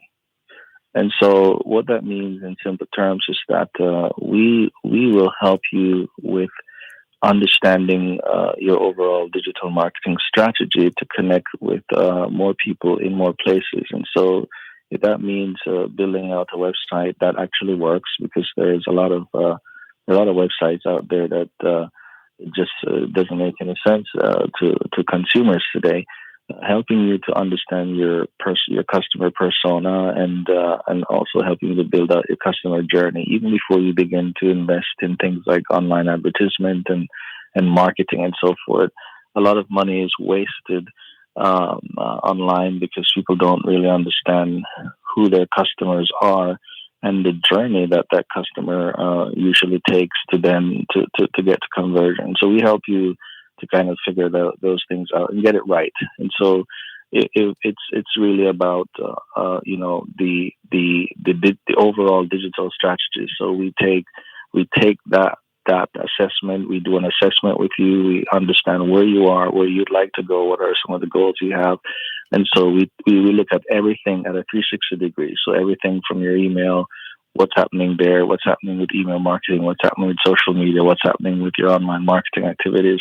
And also if you want to create systems or build a piece of software that you can then sell to the world as a tool, or even as a platform, we can also help you to navigate your way through that and build it for you. And so that's essentially how we've been helping as it is now. So whether it's a large insurance company that we help with digital marketing strategies so that they can stay in shape online and be competitive, or it's a smaller, quick service restaurant like Burger King, which is one of our clients, how we keep them on top of mind with email marketing strategies and so forth. Data analytics is another thing that that one obviously we can say has been working. that one we know about because we have seen, and yes. Yeah, the impact is clear. Yes, sorry, go ahead. Yeah, that's so the data analytics is also a big part of it. There's a lot of data that comes from activities that we now engage in online. The biggest problem is that A small business person doesn't know how to read a data dashboard. A data dashboard looks very pretty. It looks very beautiful, all marred with beautiful colors. But what does it actually mean? What does it mean for your business? And how can you use that data to drive your own growth? And so interpreting the data is an essential part of what we actually help the businesses to do. And so that's one of the other things that we often help with as well. Sounds like a lot of work, but clearly you have the vim, vigor, and vitality, no doubt, to keep driving the enterprise. And of course, you mentioned purposely for those. That is the what I would refer to as the social entrepreneurship arm of Right. your operations. Yeah. So purposely, if you are creating a product that is aligned with giving back or making an impact in your world, which is your community, whether socially or environmentally or even economic wise, we'd love to hear about it, because we'd love to be able to have this product on our platform and connect that to hard shoppers as we have it. Purposely has three stakeholders, and that's the creator, which are the folks who are spending time and beautifully creating products with a heart, essentially. And then those products are available or made available on our platform. We have a fulfillment facility here in the U.S., so in Florida and also in Georgia, that we can then host those products. Right now, we're having a conversation for a green fulfillment facility that will be only hosting products that are supporting causes that are purpose-driven, and so we're excited about that journey.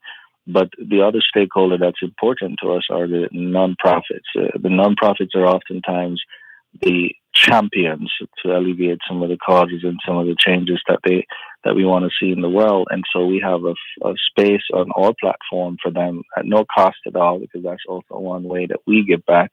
So there's a cause wall that we're working on that allows for every single nonprofit that's associated with a creator. So if you are creating let's say you're creating a hot pepper sauce, and you're aligning that hot pepper sauce with a school out in one of the country or one of the areas, and ensuring that for every hot pepper sauce that's purchased, a child gets a lunch secured for a day.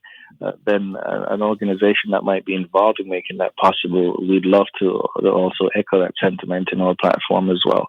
And the final stakeholder is the consumer, the customer, who is going to look at our platform as a heart shopper and discover items that are supporting the causes that they care about. So you then will have an increased probability of purchase for a hot pepper sauce, because this is now touching the lives of someone who believes in education, as an example, and being able to demonstrate that your hot pepper sauce, every time someone purchases it, there is now a secured lunch for a child. That makes a very different. That gives a very different perspective in the heart of or hard shopper and the heart. That's, again, sounds like a lot of work, but you and your team, no doubt, are up to the challenge, and you've been delivering anyway. As we wrap, how can people connect? Those who have been listening to you, Ricardo Beris, who want to connect one way or another, whether in terms of engaging in discussions, partnerships, business, what's the best way to connect? Yes, absolutely. Well, we actually just launched a podcast a few weeks ago, so the podcast is called More, More, which is available on anywhere you listen to podcasts. So that's one way that you can connect with us. You can reach us by going to our website, migroupco.com. Which is for MI Group, and then you can also reach us for Purposely. Purposely is intentionally spelled incorrectly, so it's PURPUSLY. And if you have an interest in becoming a vendor or being a part of our creative community, you can go to sell.purposely.com.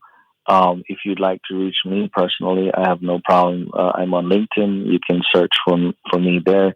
And you can also send me an email, and my email address is Ricardo at migroupco.com or Ricardo at purposely.com. Any of those emails will get to me. I'm pretty much an open person, and I talk to anyone at any time, and so feel free to send me an email there, and we can always connect.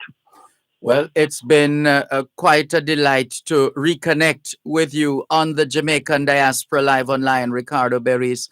Well done, congratulations, and we wish you all the success that life has to offer.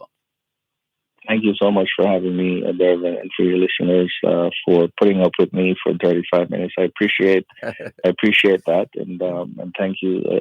And we'll definitely be connecting, hopefully sooner than later. But thank you again. We look forward to that. Thank you very much. Ricardo Berry, serial entrepreneur, investor, inventor, founder, chairman, CEO of Purposely and the MI Group. He's Jamaican, another Jamaican, creating waves across the world. More in a moment. You're listening to Power 106 FM. The time is now 7:45. Your appointment Saturday night party continues. And this Saturday, March 6th, Pain Frequency goes global, featuring a cosmopolitan mix of the biggest tunes from across the planet. We'll be clubbing from night to midnight with King Tash, DJ Kevin, DJ Roderick, and DJ Xavier. It's Pain Frequency, hosted by Talia, live on Fame 95, Hits 92, RETV Cable Channel, and One Spot Media. Let's go clubbing in our VIP Zoom area and across all our social media platforms. Hashtag Pain Frequency. This Saturday, Pain Frequency goes global, and it's powered by Smirnoff Smash. How do you smash? Must be 18 years or older to drink. Drink responsibly. The Ministry of Industry, Investment and Commerce presents MIIC Live on both sides of the story with Dervan Malcolm every first and third Thursday at 3:30 p.m. to 4 p.m. Learn more about the manufacturing strategy, modernization in trading, foreign direct investments, and much more right here on Power 106 FM. This broadcast of MIIC Live is brought to you by the Ministry of Industry, Investment and Commerce. The preceding segment of the Jamaican Diaspora Live Online was brought to you by Grace Kennedy Remittance Services Limited, Western Union, moving money for better.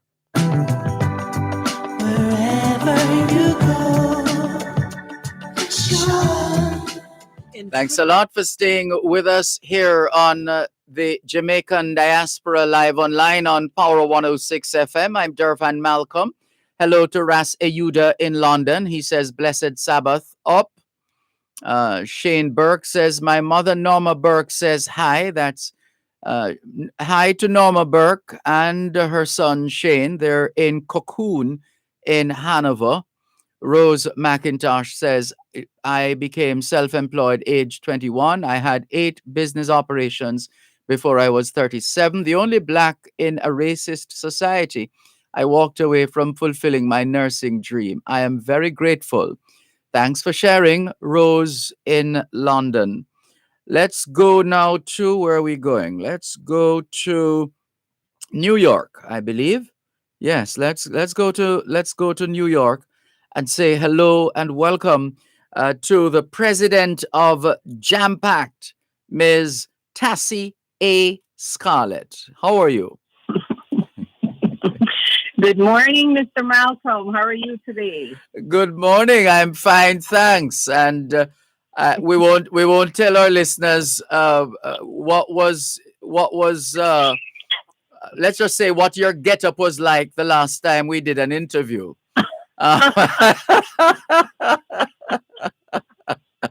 But it's been a while. OMG. It's good. It's what good. Was that, 2013? Yeah, about that time. Yes. Oh my goodness, time flies. That's 8 years. 8 years ago. Yes. Yes. Well, absolutely. yeah, I'm sure you haven't changed one bit.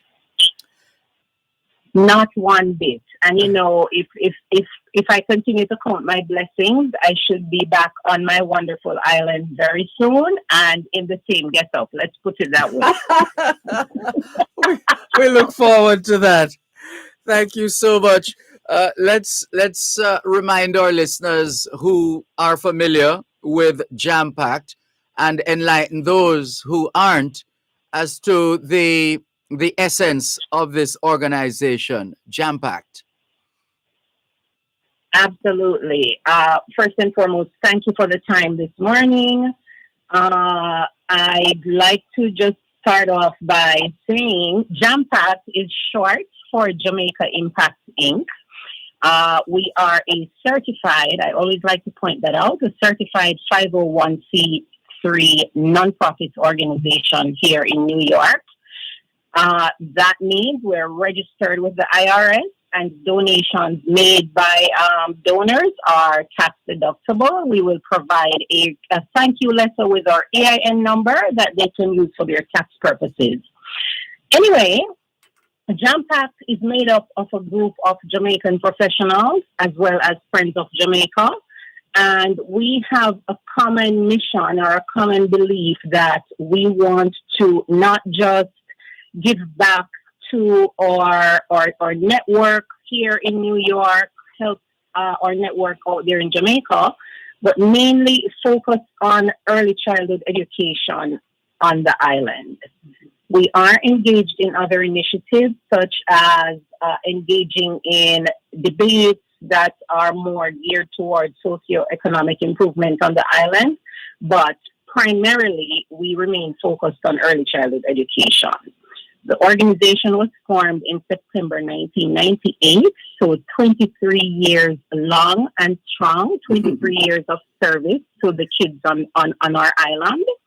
And we still have founding members and early members of the organization that remain engaged to this day. And I'll just highlight a couple of them, like Hope Greaves Johnson, who's based here in the U.S., and Stefan Wright, who is out there in Jamaica, who normally plays Santa when we have our Christmas tree for the kids. And as a matter of fact, if you visit our website, you'll see pictures of Santa. That is actually Mr. Stefan Wright. So, Stefan, thank you for that and for your continued service. Yeah. I'll pause there with regard to who the organization is and what we do. Right. No, I'm happy. Always happy to hear of organizations supporting early childhood education. You know, we have a thing in Jamaica. Well, I don't know if it's a Jamaica thing, where we talk. We're more inclined to talk about our high schools, for example, than our basic schools or primary schools or prep schools for whatever reason. And so it's always good to know that there are organizations that continue to support early childhood education in Jamaica. Is there a standard approach that you have taken over the years, over these 23 years, in determining which institutions to help, which group of students to assist, and the nature and extent of the assistance? Is it a standard approach that you take, or it is evolving? It is determined based on the situation, whatever the situation requires at a moment in time? Sure, great question, and I will give you some details on that, right? So we have what we call our adopted school program. And with our adopted school program, we started out actually with 4 schools that have been our veteran schools for the lifetime of the organization so far. And they are Maxfield Park Basic School, not the children's home that other people assist, but the basic school. Coles Basic School, Crescent Road Basic School, St. Stephen's Basic School. So those 4 schools have been our veteran schools that are part of our adopted school program. We have been revamping and rebranding and changing the program to now invite other schools to apply into our program. So we're making it very structured, still working on our strategy, but also coordinating with National Education Trust in Jamaica in order to ensure that the basic schools that we're assisting are not folding into a primary school. And so I know the goal is there are 12 standards for a basic school to become certified with the Early Childhood Commission. And so our goal is to formulate our Adopt a School program around ensuring that they make the standards to become certified. And we're working in close partnership with National Education Trust, Ms. Latoya Harris on her team to get that done. So while we have our program that we've been working on for how many years, where it's evolving and we are still working with other, with NET most likely to get to where we want to be in terms of helping the schools get the certification. And you know, the organization, I must say, 23 years later, remains a solid pillar among nonprofits here in New York and the USA at large. We are a 100% volunteer-run organization, right? So purely out of a labor of love for our island home.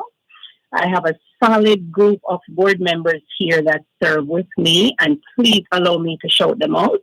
Sure. We have Naima Gregory, who is our vice president, Tamisha Forrest, our treasurer, who is currently in London but remains engaged with us, Jenny Campbell, our secretary. In fact, I'm not going to say speak of the devil. I would never say that of my friend Jenny Campbell, but she just popped up on our YouTube, in our YouTube chat box. She says, Jam Packed is about the work for Jamaica. Please support. That's right. Thank you, Jenny. And the infamous Angela Golding, no intro needed there, right? Yes. Okay. She's our education chair, which is the role I used to have. And as a matter of fact, when we met, when we met in 2013, yes, I was in that role. And we have Georgia McCarthy, who is our education co-chair. We have Gloria Messam, our communications chair, and Michael Williams, our membership chair. And when I say a solid team, I mean a solid team. And you know, when you're a leader, the goal is to surround yourself with smart people and people smarter than you. I can tell you out of that batch, I have someone who's in education. We have 2 attorneys. I mean, it's a deep team. Clearly. So now, you would normally, I recall being at, where was this now? This was in Brooklyn at one of those restaurants that's Golden Crust in Brooklyn some years ago with, I remember Akila. Akila was there, right? Right. That was the launch of your back to school drive, I believe. Yes. Right. So Absolutely. now, right. Clearly, COVID-19 has been with us for more than a year now and counting, and that has implications for how we have been able to do what we have always done in these COVID-19 times. Give us a sense of how you have been responding, or how Jamaica Impact Incorporated, JAMPACT, has responded to the impact of COVID-19 to ensure that the work continues. Sure. Thank you for mentioning that Brooklyn launch the other day that we had. We currently have our school supply drive launch coming up on March 12th. We're going to launch via Zoom and Facebook Live. And as mentioned, because of COVID, we've had to switch to a virtual launch. So that launch will take place again, March 12th, 7 to 9 p.m., Zoom and Facebook Live. Some of the things we're doing differently is we are asking now for more, as you can imagine, tablets, laptops to facilitate the virtual learning space that the teachers as well as the kids have had to move into, right? And it's funny enough because you cannot imagine how many facilitators out there, teachers that need to teach the kids that do not have a laptop or a device to teach these kids, right? Now we're in the year 2021. And this is still a challenge. So we are asking this year for more of those types of resources. We want laptops, we want tablets. We're also getting, as you can imagine, masks, sanitizers are some of the things that we've also pivoted to collect, apart from the basic school supplies, the backpacks, the pencils, the pens, right? Because at some point, the schools are going to go back in person. So we are not moving away from the basic school supplies. We're just pivoting to incorporate in our ask that donors provide. Sorry to donors cut you in mid-sentence, but we have to break. One moment, please. Listeners, our guest is Ms. Tassie A. Scarlett, President of Jamaica Impact Incorporated, Jampact. More in a moment. Win more money with Lucky Play Lotteries. Play Big Pot, Super 5, and Dream 6 today. The time by Lucky Play Lottery is 8 o'clock. Poor roads a major concern? What about those drains that are in need of repair or cleaning? Who's responsible for repairing my road, and when will it be done? Join us this and every Tuesday morning at 8 during Morning Agenda as we travel on our roads with the National Works Agency and get answers to these and other concerns. You're welcome to visit their website at www.nwa.gov.jm. See the tender notices link for projects to be undertaken. You may also call them toll-free at 1-888-429-5NWA.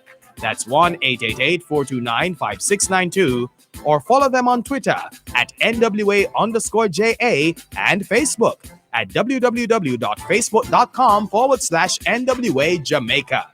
The National Works Agency, developing safe, reliable, and quality roads.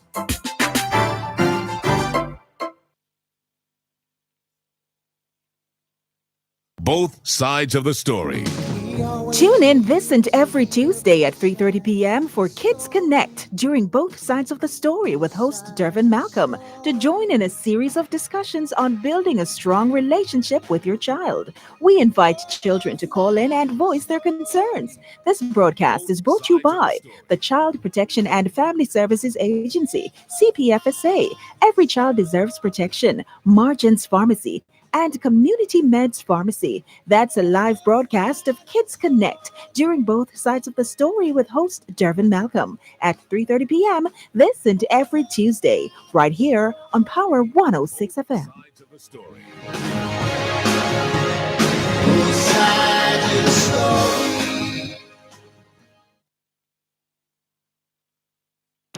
Listen to the story of the Jamaican diaspora on Diaspora Check-In every Wednesday at 4:30 p.m. during Both Sides of the Story with host Dervan Malcolm, the story of Jamaicans at home and abroad. That's Diaspora Check-In every Wednesday during Both Sides of the Story, brought to you by GK Western Union. Receive money directly into your bank account today.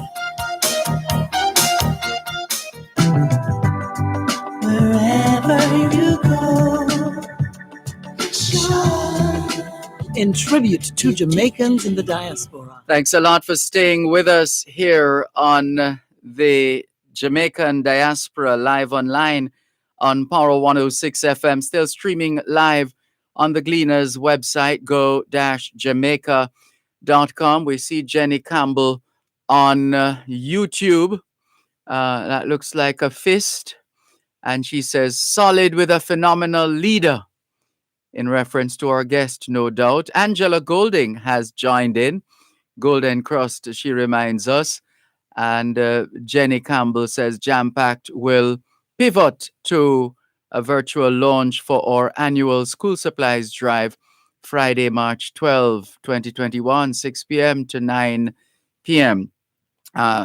Madam President Tassie A. Scarlett of Jamaica Impact Incorporated, Jampact for short, you were making the point that there will be a time in the near future when normal, we will get back to face-to-face classes one way or another. And so the ordinary, the regular school supplies will still be needed. I think that's the point on which we had to take the break. You were saying? Absolutely. Thanks again, Dervan. So yes, and to Jenny's point, with our upcoming drive, let me just point this out. You know what? When you think about it, COVID or no COVID, a laptop, a tablet at a minimum should still be in households where you have the infants or students of any age group, right? Because that's just the age and space we're in globally. True. When you think about it. Yeah. So COVID has just forced us and the world at large to focus on the need to have these devices.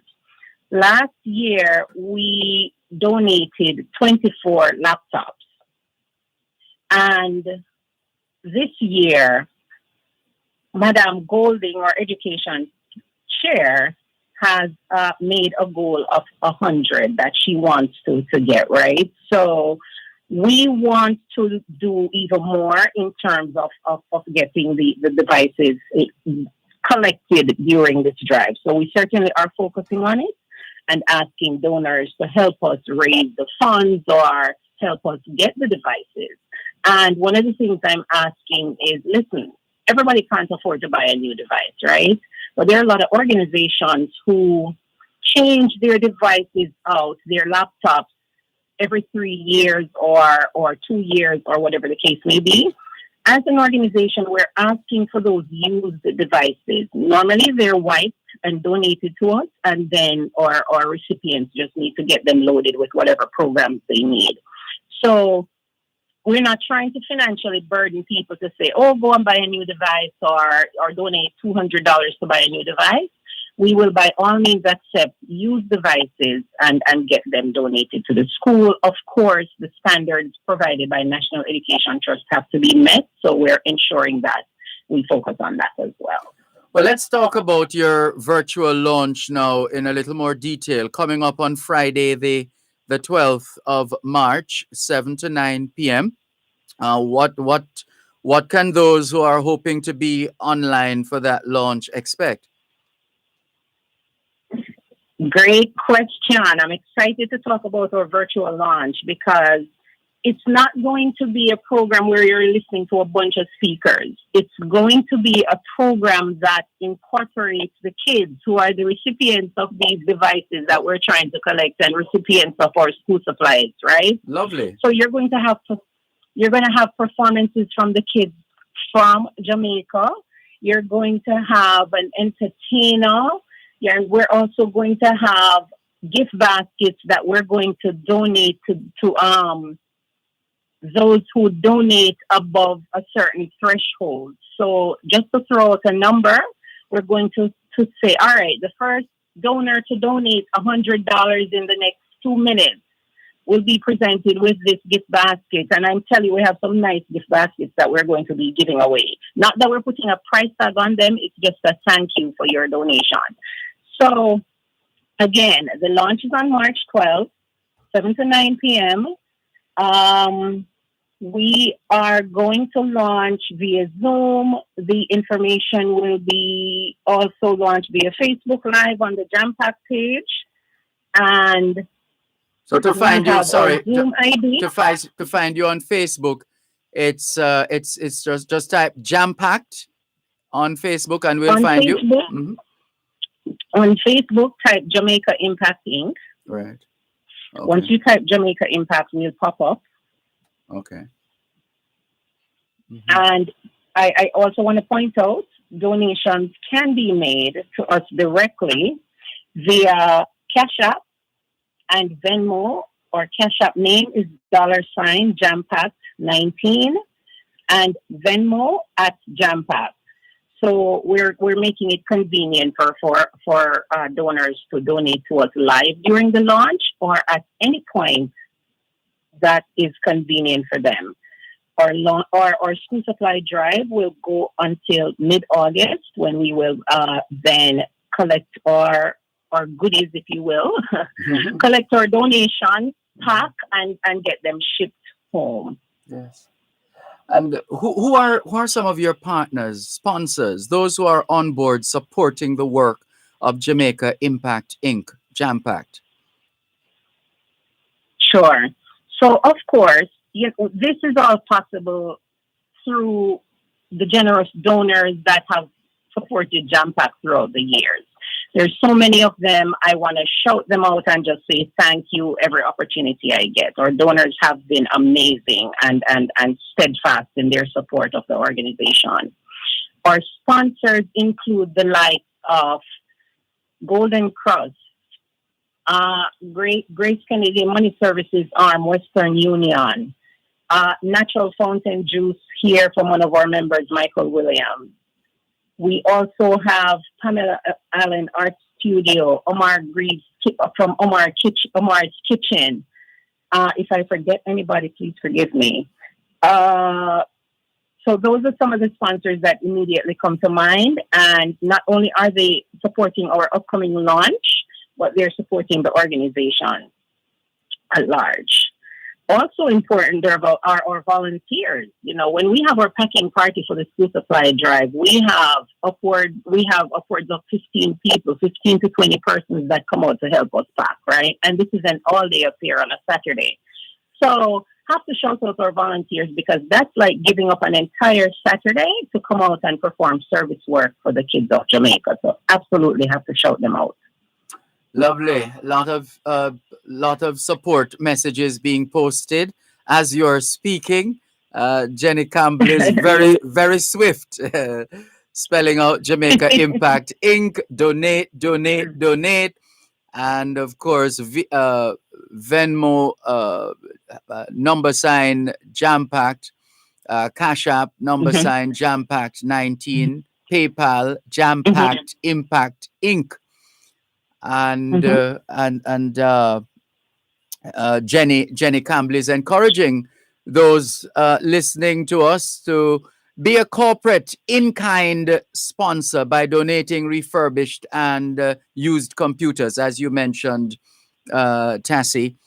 And also Dr. Karen Dunkley, the Global Jamaica Diaspora representative for the Northeast USA, says the Jamaica Diaspora Northeast USA is proud to support President Tassie Scarlett, Angela Golding, and the entire Jampact team. We're looking forward to the virtual launch of the school supply drive on March 12. Early literacy is a must, and she would know. Dr. Dunkley is quite an educator herself. So that's the information. So for those who would like to be a part of the experience, is it just going to be a select group for your Zoom virtual launch? In other words, how can... Sorry, go ahead. Go ahead. No, you go ahead. How can... Now I was going to say, how can members of the general public at home and abroad be on board to be a part of the virtual launch and those initial fundraising efforts that would take place at such a launch?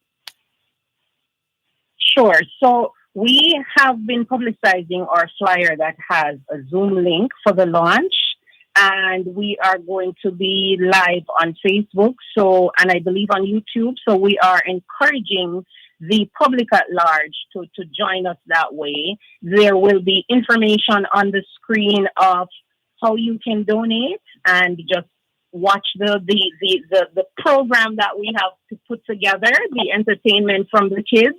And not only will they be able to donate, but they will be able to see how the recipients of our school supplies show their appreciation. So that's going to be highlighted through the performance of the kids.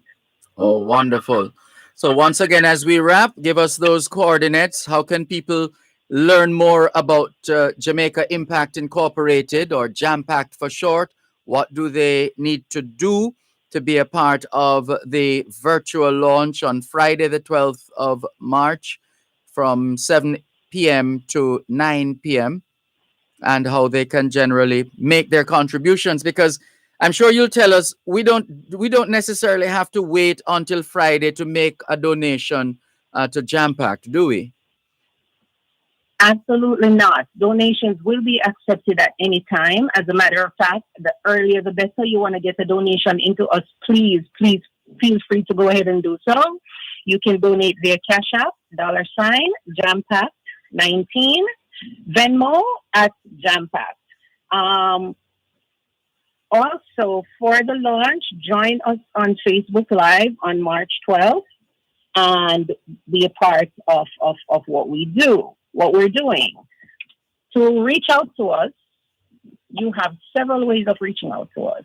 Our website, www.jampack.Jamaica Impact. Oh my gosh, I don't remember my website. www.jampact.org. So it's JAMPACT.org. You can reach out to us by sending an email, education@jampact.org. You can also reach out to us by sending an email again to jampact@jampact.org. So we have several email addresses. Anything going to education@jampact.org will go directly to Angela and her team, and they're usually very responsive, and you'll get a response in short order when you reach out to us that way. Great. It's been great. We're running into another segment now, so we have to wrap. But thank you very much for the work that you and the team at Jampact continue to do. Tassie, well done, and we look forward to Friday, the launch.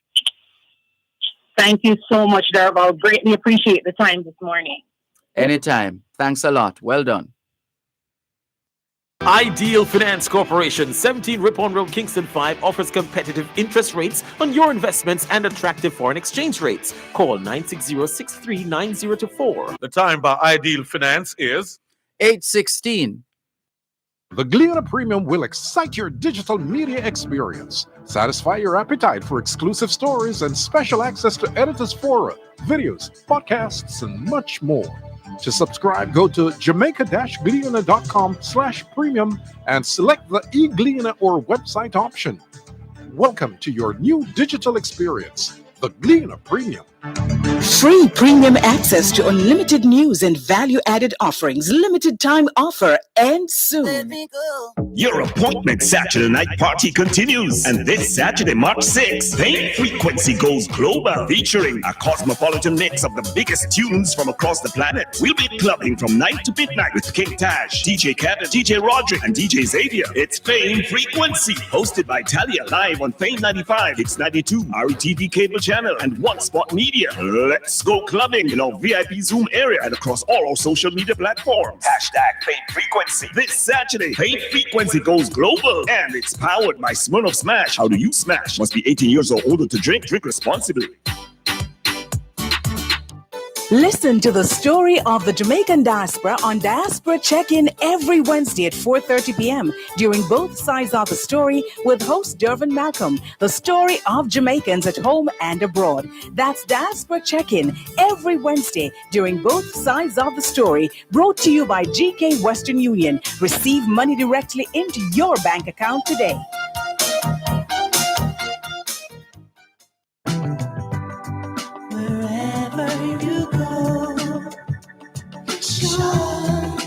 In tribute to Jamaicans. Thanks a lot for staying with us here on the Jamaican Diaspora live online on Power 106 FM.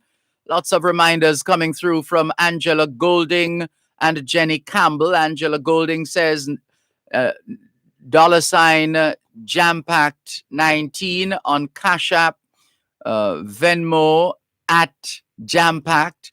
Jenny Campbell says, Dr. Dunkley, another phenomenal leader and supporter of Jampact. Thank you for your invaluable support.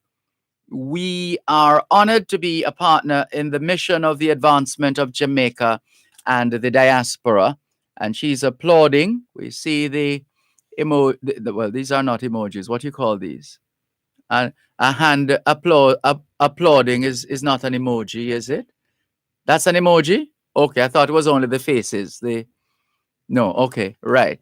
And she says, Angela Golding says, thanks, Dervan. Keep up the good work. We love the information you pass on. Jenny Campbell says, thanks. You're welcome, Jenny Campbell. And quickly, just a couple more before we go to a lady whose name is popping up online a lot right now as well.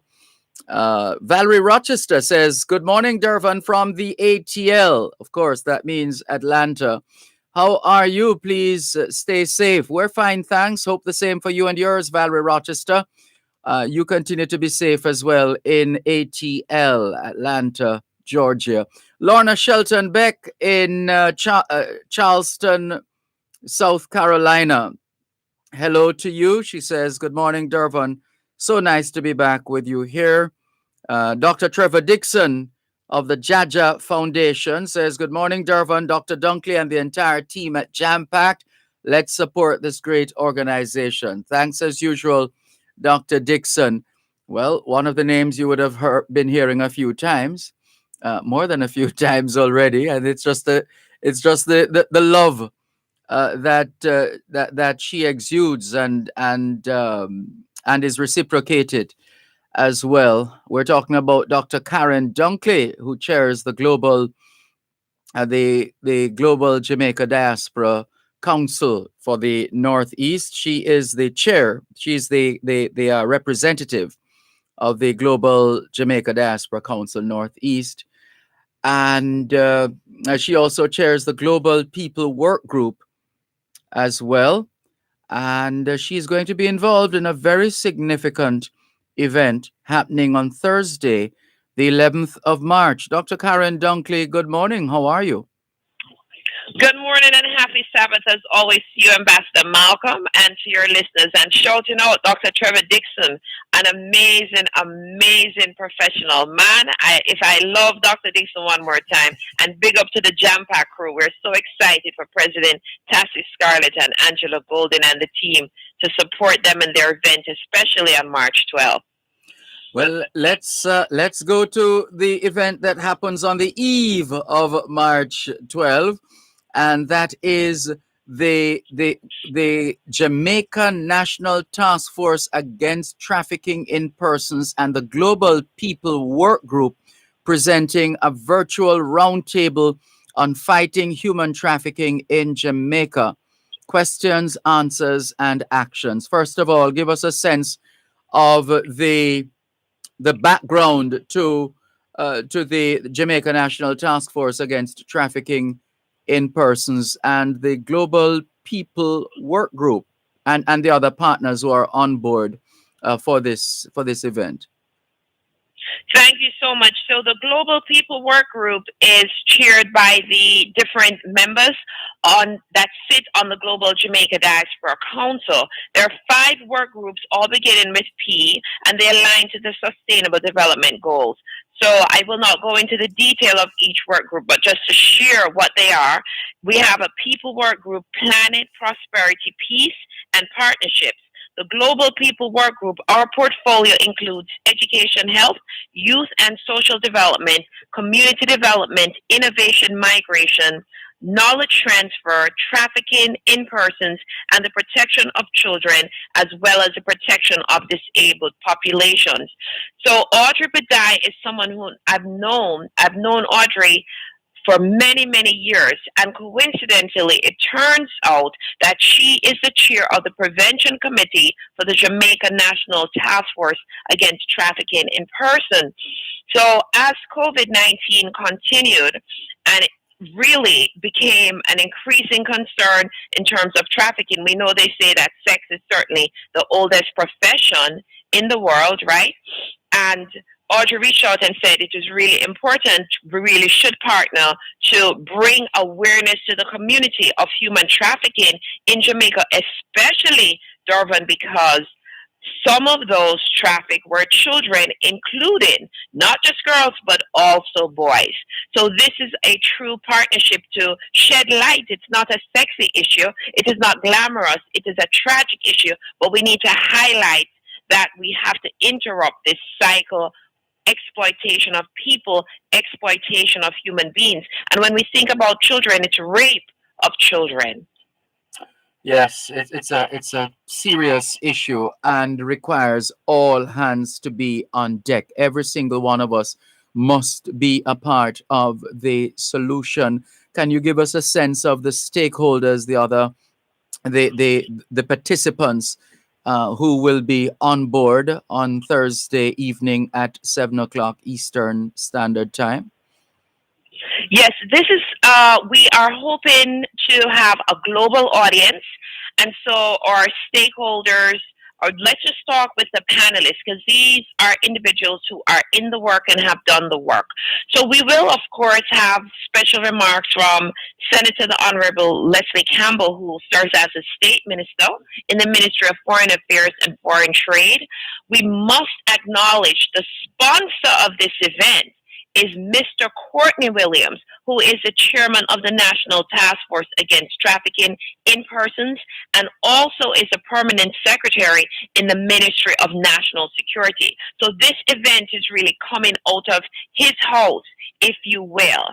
And included in the panelists, and we are really thankful to have individuals who have done the work and are serious about doing this work, is Miss Nasolo Thompson. She's a project director of the Jamaica, United States Child Protection Project. We also have Mrs. Sharon Millwood Moore, and Dwight Moore said to give you a shout out this morning, Dervan. And Miss Sharon Millwood Moore is the Deputy Director of Public Prosecutions, the DPP, and member of the National Task Force Against Trafficking in Persons.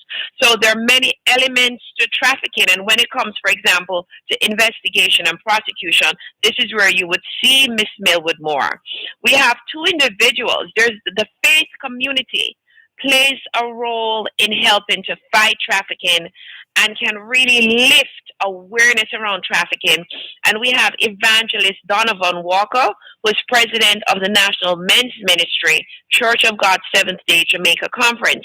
What people may not know is that the Seventh-day Church of God from Maxwell Avenue, with Evangelist Donovan Walker, has had a series of, I would say, I don't want to call them workshops, but conversations around sexuality and children, dealing with molestation, exploitation, abuse of children, not just sexual, but emotional and physical. And so this is why he's here representing the faith community. And then, of course, we have Dr. Joel Frater, president of the Rochester Jamaican organization. And the Rochester Jamaican organization is one of the diaspora organizations that have addressed human trafficking and have tackled this issue from a diaspora perspective. So those are the stakeholders. Let me shout out our sponsor is Grace Kennedy. We are thankful to Grace Kennedy Money Services, Bill Express Cambio. We have a great partner, Dervan, in Garfield Comrie, who is not just a financial sponsor, but is emotionally connected to the projects that we do. And Garfield is a Caribbean marketing consultant in the Northeast United States. So those, of course, are our major stakeholders and sponsors. As always, our media is really important. We have individuals like you. So again, we don't take for granted the space to share with the community. We will broadcast in the United Kingdom on March 12th, which is 8 p.m. British Standard Time. And we will be on Fresh Radio London with Rudy Page and Jamaicans Inspired. And Jamaicans.com Xavier Murphy will also rebroadcast for us. So those are our sponsoring partners. And we have added a new partner, Victor Lewis, who is the principal creator of Caribbean One TV. He will also broadcast as usual, Pure Jamaica as well. At the end of Thursday evening's Stop Human Trafficking virtual roundtable, what would give you a sense of achievement coming out of this roundtable, or would it be asking too much to expect any significant maybe announcements, pronouncements, plans coming out of this roundtable, or is it just for public awareness? I think it's both. I think that what we would hope, the intent is certainly to stop human trafficking. Ambassador Curtis Ward, God bless him. I mean, he's just such a brilliant scholar. We have Ambassador Malcolm Mann. Ambassador Ward sent me some articles he wrote from 2017 on human trafficking, and one is entitled Human Trafficking, a Threat to Caribbean Human Security. And so when I read this that he wrote, in 2017 to see that we still persist. Jamaica is designated as a tier 2 country, which means that we still need to put in place a mechanism to end human trafficking. So the whole coming out of this, awareness is key, because many individuals do not understand how human trafficking works in Jamaica, or what it looks like, or the role that Jamaica plays as a pass-through for human traffickers because of where we're geographically located. So I think one of the key takeaways, of course, is awareness, but the capsule is action. If we in diaspora can commit to identifying what human trafficking, what it looks like, how it shows up, and then in supporting survivors of trafficking. There's a guidance counselor who reached out to me through a journalist in Jamaica, and what we found, and she shared, is that it's the guidance counselors and the teachers in Jamaica who identify children who are trafficked because they see the signs. And so there's a huge need to be able to identify what the signs of human trafficking may look like. One moment, please. The sign says we need to take a break. Dr. Karen Dunkley, human trafficking is the subject. This is the Jamaican Diaspora Live Online. Have a customs-related query? Let's talk. Email public.relations@jca.gov.jm. The time by the Jamaica Customs Agency is 8:30. Your appointment Saturday night party continues, and this Saturday, March 6th, Pain Frequency goes global, featuring a cosmopolitan mix of the biggest tunes from across the planet. We'll be clubbing from 9 to midnight with King Tash, DJ Kevin, DJ Roderick, and DJ Xavier. It's Pain Frequency, hosted by Talia, live on Pain 95, Hits 92, RETV cable channel, and One Spot Media. Let's go clubbing in our VIP Zoom area and across all our social media platforms. #Pain Frequency. This Saturday, Pain Frequency goes global, and it's powered by Smirnoff Smash. How do you smash? Must be 18 years or older to drink. Drink responsibly. The Ministry of Industry, Investment and Commerce presents MIIC Live on both sides of the story with Dervan Malcolm every first and third Thursday at 3:30 p.m. to 4 p.m. Learn more about the manufacturing strategy, modernization in trading, foreign direct investments, and much more, right here on Power 106 FM. This broadcast of MIIC Live is brought to you by the Ministry of Industry, Investment and Commerce.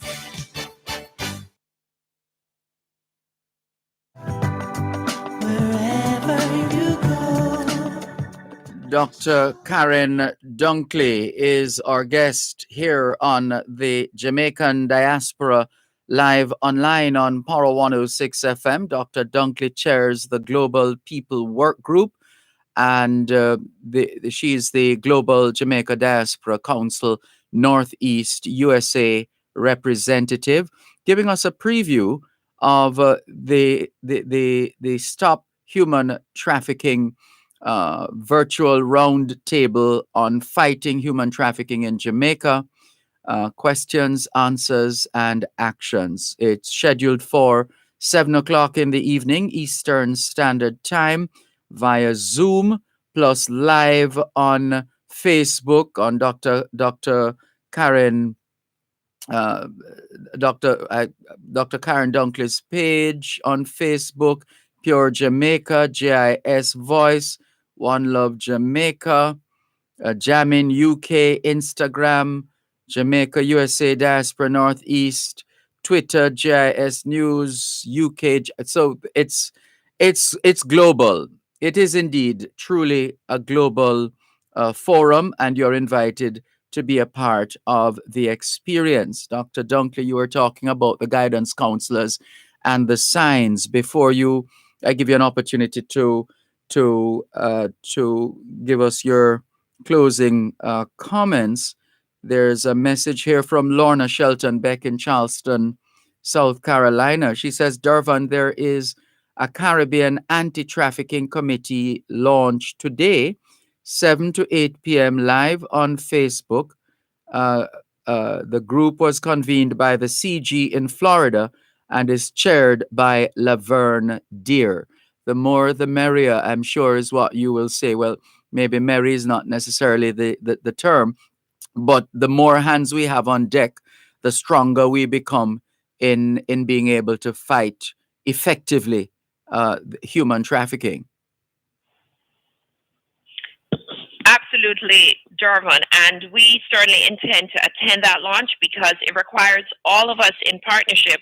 And what I was sharing is that schools are oftentimes on the front line for so many other issues that affect children, including trafficking, because teachers and counselors and school leaders were the closest to the children. We see them every day.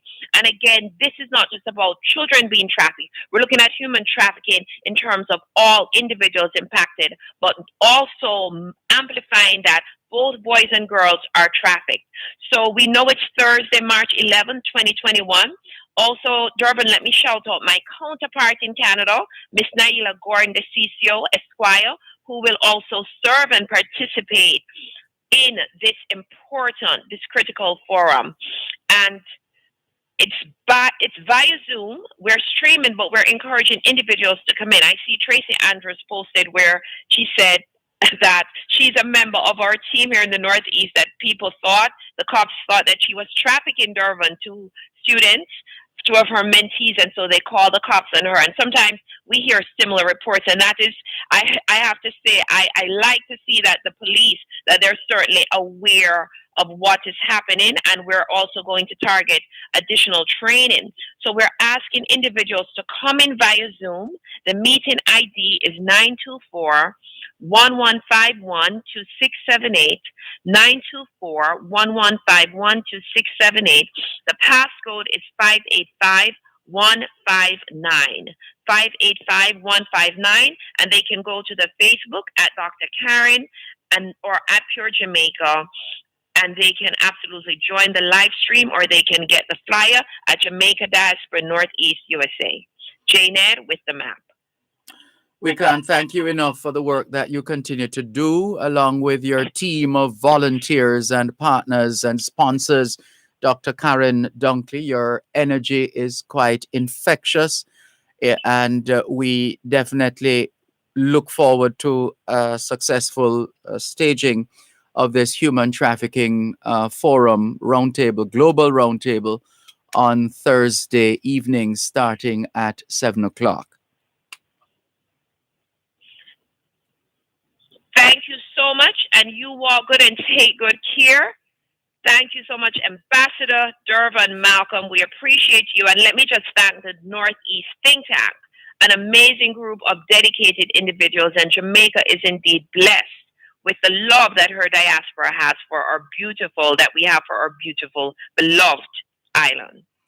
And so say all of us. Thanks a lot. Take care. That's Dr. Karen Dunkley. Dr. Dunkley is the Global Jamaica Diaspora Council representative for the Northeast USA. And she, for the purposes of the Thursday's event that we just previewed, the Stop Human Trafficking virtual roundtable, Dr. Dunkley chairs the Global People Work Group, which is part of the work of the Global Jamaica Diaspora Council. Looking forward to a successful event. We're going to change course right now and move to the topic of investments or investing in Jamaica. And there are various conduits, as you would imagine, available for us to invest in Jamaica. And today we want to hear more about the COK deferred share offer. COK deferred share offer, which is an opportunity for those of us who are looking to invest, and now is the best time to invest, actually. For those of us who recognize what's been happening in terms of COVID-19 and related matters, and seeing the importance. Some of us got what you would refer to as an eye-opener, seeing the importance of investing, especially in the tough times.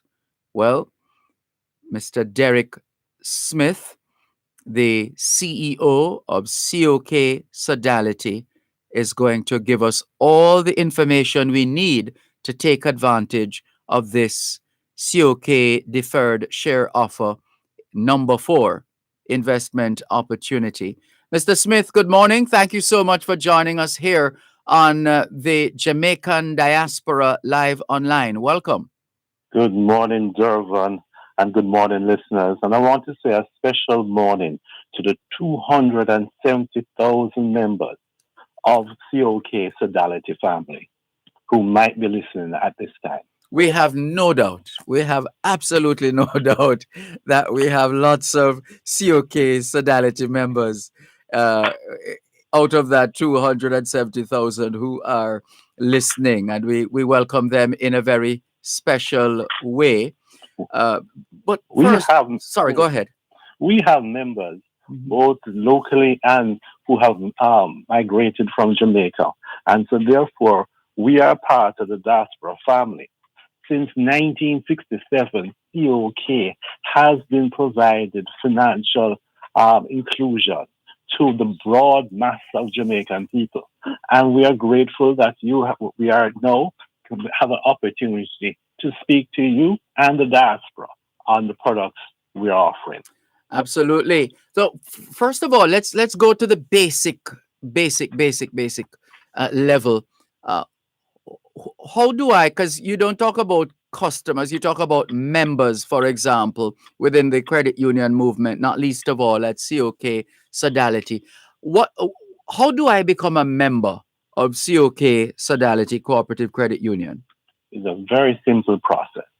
We at COK, we have an website at www.cokcu.com, which provides all the particulars in terms of joining the membership. But there is some basic requirements of completing a membership application form and providing the rest relevant information. We need to have some sort of identification. We need to have addresses. We need to verify. And you just walk into any branch of COK. We have 5 branches across the whole island. If not, you can call our membership care center. The membership care center is 876-960-4226. That's 876-960-4226. And they were more than happy to assist you in terms of anybody can be to join the credit union. And let's say no, because you referenced the fact that you have members all over the world, not least of all right here in Jamaica. So I'm a member of COK Sodality, and for whatever reason, maybe job opportunities, etc., I have to migrate. How do I maintain that connection with COK Sodality, or would it come to an end when I leave Jamaica? One of the reasons why we put in our deferred share offer was that we needed to make a quantum leap in terms of our information system infrastructure. We are putting a new core banking system which now allows online access to your COK accounts. So therefore, anywhere in the world you are, you can now have access to your COK account. We now have an app, a COK Direct app, which is on the App Store for Google, for Android, and the other in the Apple Store, iOS Store. And it's called COK Direct. You can just go onto your app and you can conduct business just like you are in Jamaica. Oh, lovely. Right? Very nice. All right. So let's go straight to this offer now, which people are apparently excited about. We've been kind of picking up that buzz and excitement on the ground, because there are those who would have been a part of the previous one. For example, I gather the previous COK deferred share offer number 3, that for example becomes payable on in May of this year. May 18th. There you go. So you have a reputation of delivering, because you're coming up to number 4 now. So you would have had to have been delivering on all the others, and built up quite a reputation to the point where people are just ready for number 4. So let's go there after the break, though. So I'll give you an opportunity. Let's take the break. When we come back, let's find out now about the COK deferred share offer number 4 and the investment opportunities that this share offer presents to Jamaicans at home and abroad. You're listening to Power 106 FM. The time is now 8:45. With all that's been happening for 2020, it may be easy to forget about the transatlantic hurricane season. But don't worry too much, because we've got you covered. Literally, with tarpaulins, umbrellas, and raincoats. We have candles, flashlights, lanterns, and batteries, cleaning and sanitization supplies, brooms, rakes, bins, multi-purpose containers, and buckets. We even have drinking water and non-perishable food items too. Let us help keep you and your family taken care of this hurricane season. Stay aware, stay safe, and get prepared. At Bashco, at 30 years, giving you more. NIS pensioners, early encashment continues. Pension order vouchers with payable dates in March 2021 may be encashed as of March 4. All payments for the month of March may be collected at the same time at your nearest post office. Note, pension vouchers can only be encashed at post offices. A message from the Ministry of Labor and Social Security. Both sides of the story. Tune in this and every Tuesday at 3:30 p.m. for Kids Connect during Both Sides of the Story with host Dervan Malcolm to join in a series of discussions on building a strong relationship with your child. We invite children to call in and voice their concerns. This broadcast is brought to you by the Child Protection and Family Services Agency, CPFSA, Every Child Deserves Protection, Margins Pharmacy, and Community Meds Pharmacy. That's a live broadcast of Kids Connect during Both Sides of the Story with host Dervan Malcolm at 3:30 p.m. this and every Tuesday, right here on Power 106 FM.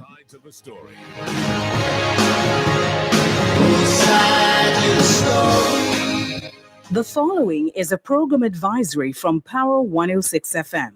Please be advised that the program Dear Pastor with Reverend Dr. Aaron Dumas has been reduced to 1 hour, 10 p.m. to 11 p.m. Monday to Thursday, starting Monday, November 2.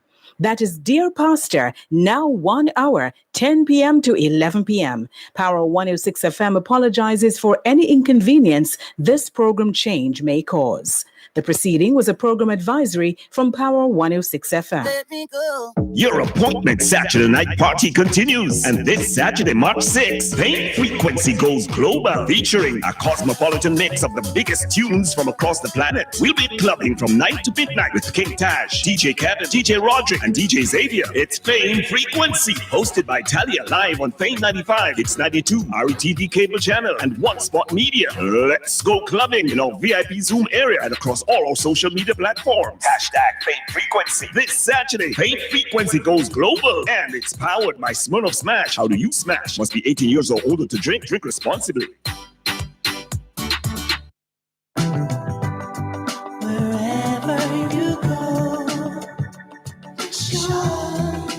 In tribute to Jamaicans in the diaspora, wherever you go, you shine. You make us proud. Despite our challenges at home, you never give up on us. Our sincere thanks. Thanks a lot for staying with us here on the Jamaican Diaspora live online on Power 106 FM. Paul in Philadelphia is greeting us. Good morning, Paul. That's Paul Miles of the Paul Miles Foundation. Good morning, Paul in Philadelphia.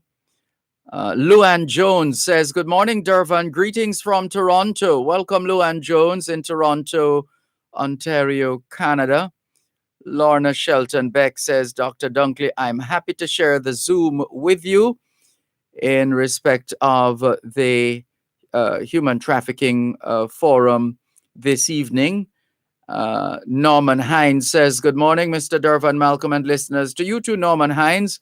Lorna Shelton Beck in Charleston, South Carolina says, Healthy Lifestyle Network has been beating that drum for 4 years now. Glad to see many more getting involved. And Dr. Karen Dunkley says, thank you so much for connecting. I sent you an email, Lorna. We are looking forward to collaborating in this fight against human trafficking. Sounds like we have quite a human chain already, a Jamaica diaspora human chain helping to fight human trafficking. Well done. Let's resume our conversation now with the gentleman who has the awesome task of leading COK Sodality. He is the Chief Executive Officer of COK Sodality, Mr. Derek Smith. And going to the break, we set it up nicely for you, Mr. Smith, to give us all we need to know about this very special offer from COK Sodality, an investment offer that I'm sure you'll tell us we can't refuse, this COK deferred share offer. But if you could, first of all, in the simplest of terms, people are thinking share, deferred share offer. What is a deferred share offer? A deferred share offer is an instrument issued by credit union to raise capital, and it is as simple as an instrument what is included as a part of our capital of organization, which we pay a fixed rate of interest for a specific period. Okay. Sorry, go ahead. So the instrument lasts for 5 years, and COK will be paid 8% per annum. So if so that if what's the minimum? What's the minimum amount of money I can put into this towards this COK deferred share offer? The minimum is $25,000. And that's 25,000 Jamaican dollars. Yes. And we have made the minimum to be as inclusive as possible. Yeah, that seems quite reasonable because $25,000 for those of us at the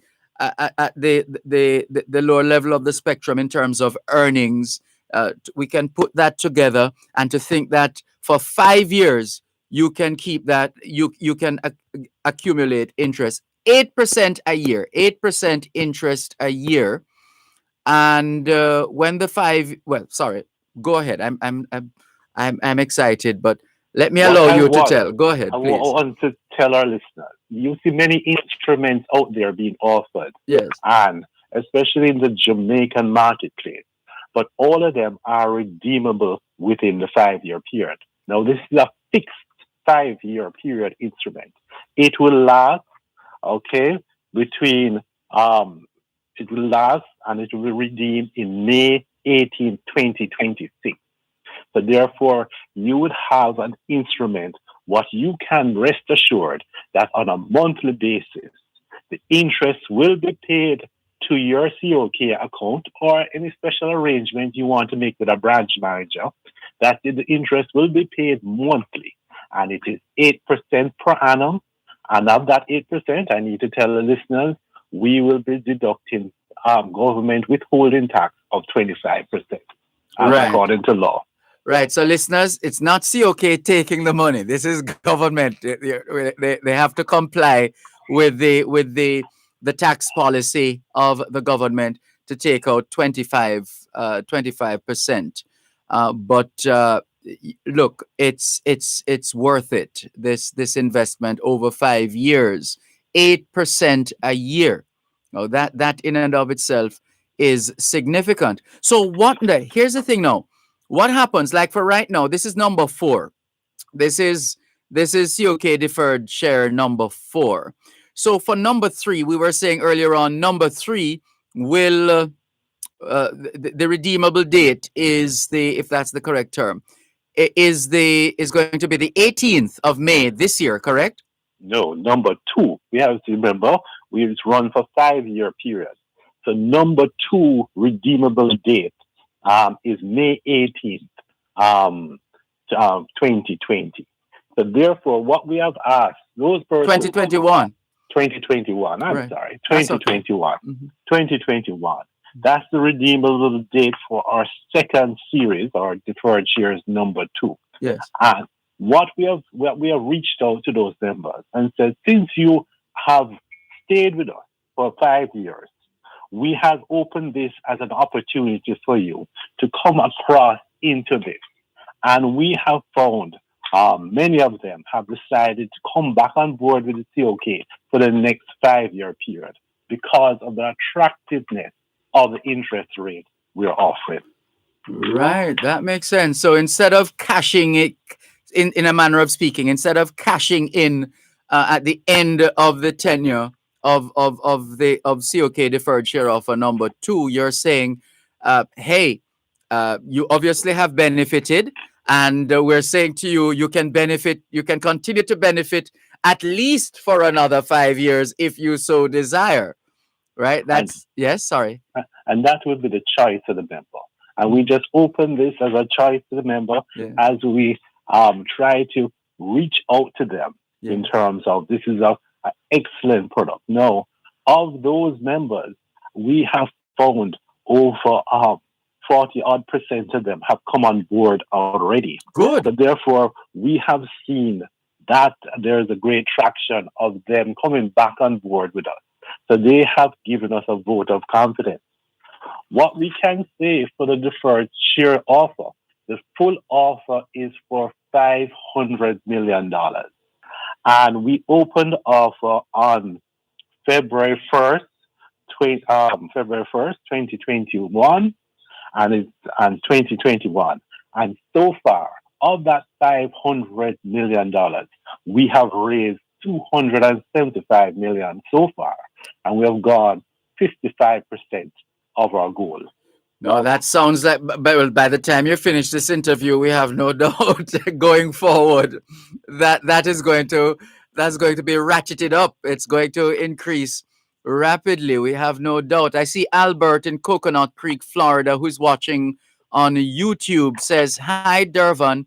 Please ask if those of us who live in the diaspora can join COK and what are the requirements."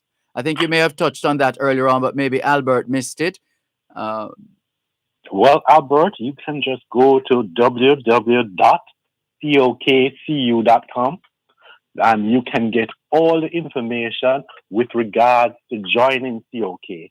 Or you can call our membership care center at 876-960-4226. That's 876-960-4226.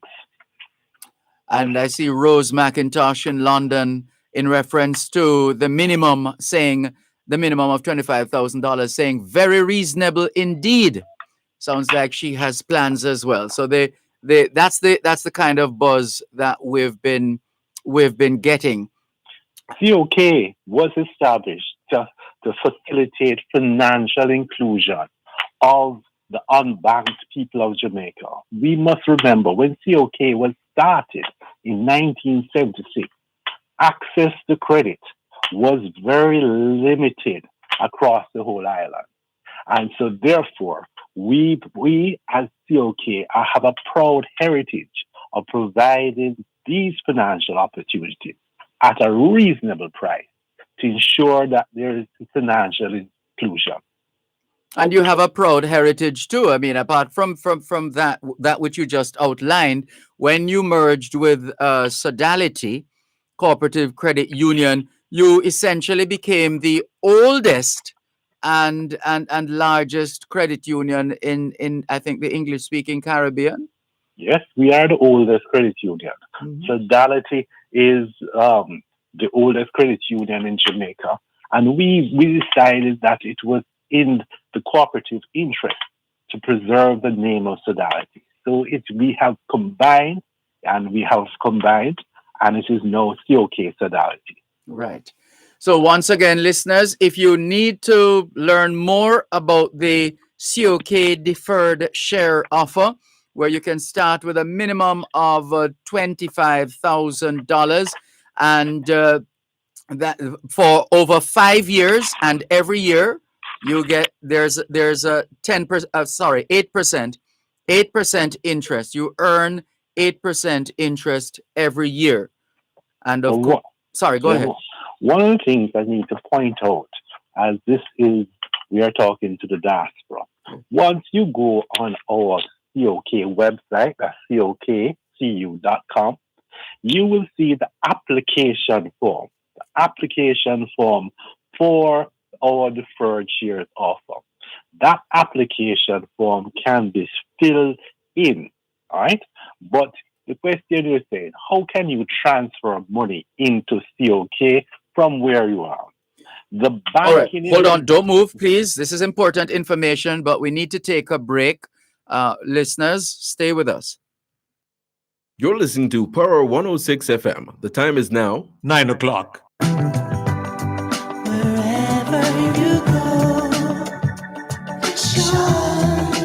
In tribute to Jamaicans in the diaspora, wherever you go, you shine. You make us proud. Despite our challenges at home, you never give up on us. Our sincere thanks. Wherever you go. This is the last lap of today's edition of the Jamaican Diaspora Live Online on Power 106 FM. I'm Dervan Malcolm. We've been speaking with the CEO of COK Sodality Cooperative Credit Union, Mr. Derek Smith, who has been giving us details of the COK deferred share offer. Going to the break, Mr. Smith, you were saying just now when we visit the website, when we go to the cokcu.com website, the application form for the deferred share offer is on the website as well. Yes, it is. Okay. And that deferred application form that can be filled in and that can be transferred to COK. But very importantly, what a point I want to make is that on the application form, all banking information is there, can be found on the application form.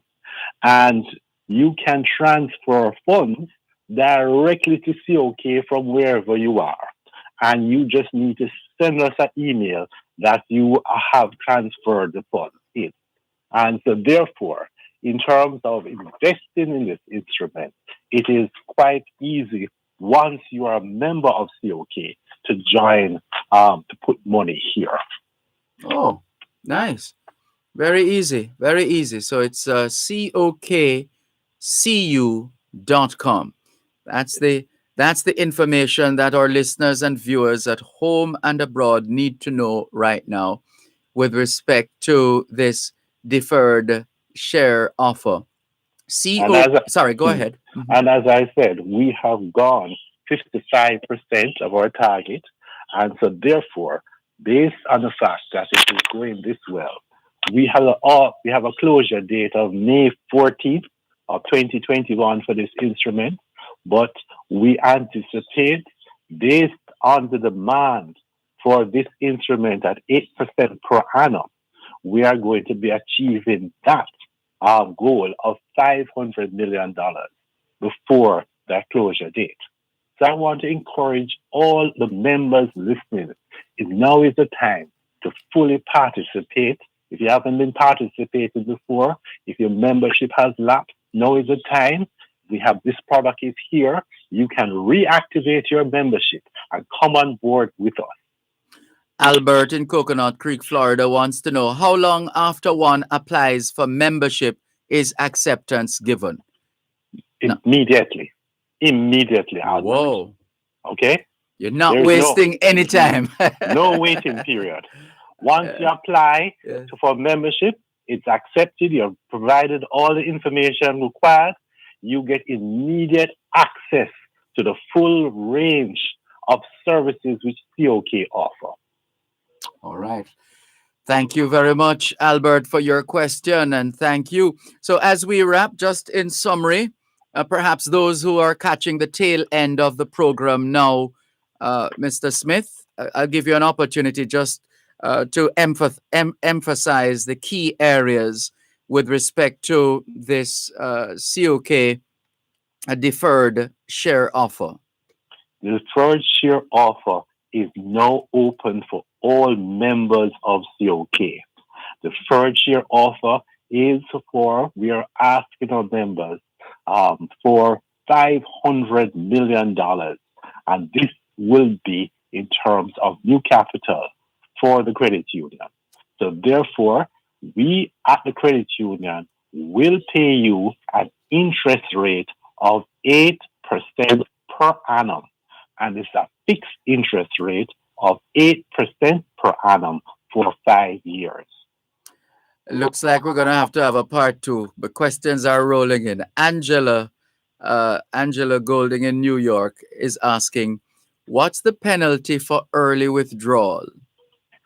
There is no penalty. This is a fixed rate, fixed instrument. What we say is that if you want to leave this instrument, it can't be refunded or recashed, but it only can be transferred from one member to the next.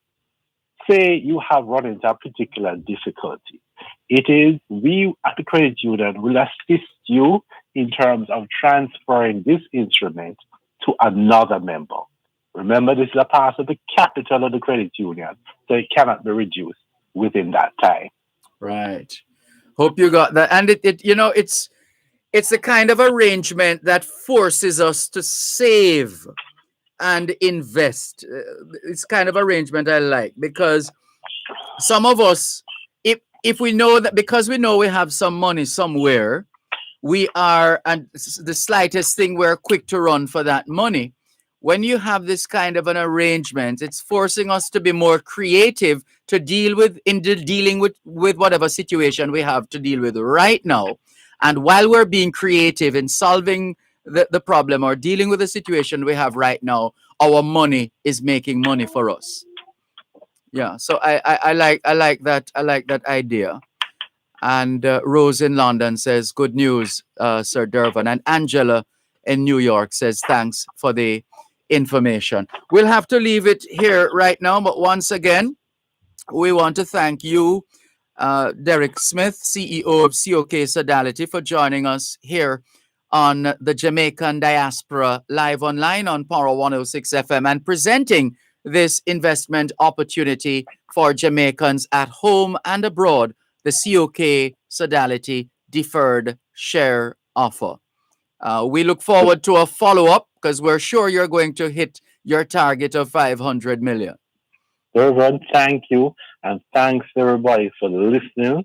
And COK stands ready to provide this instrument to all those persons who are interested. As I said before, you just go to our website, cokcu.com. You'll see our subscription form for this. If you have a problem, you can contact us directly. Our membership care center is 876-960-4226, and they will provide whatever information required. Thanks a lot. All the best. Enjoy the rest of your weekend, Mr. Smith. Thank you to Dervan. And thank you, listeners.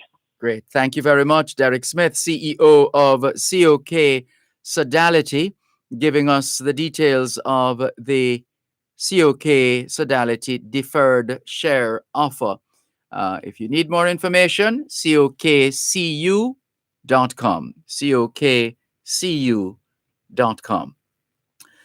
Can we thank you once again for the privilege of serving you on yet another edition of the Jamaican Diaspora live online here on Power 106 FM for today, Saturday, the 6th of March, 2021.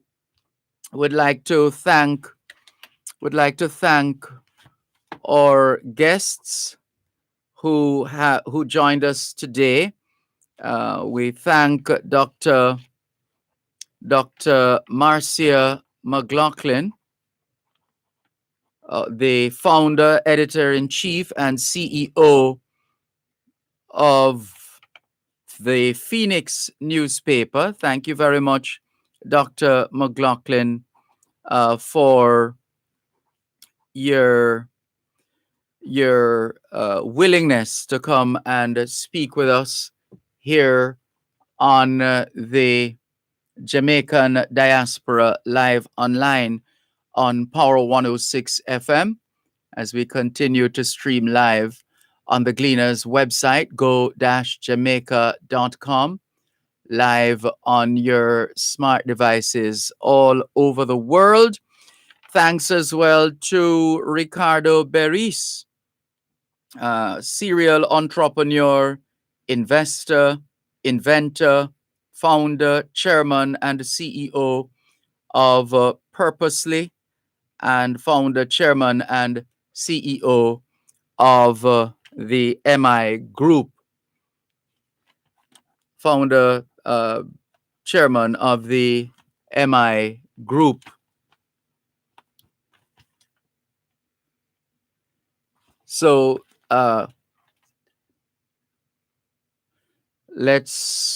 thank you very much, Ricardo Beris.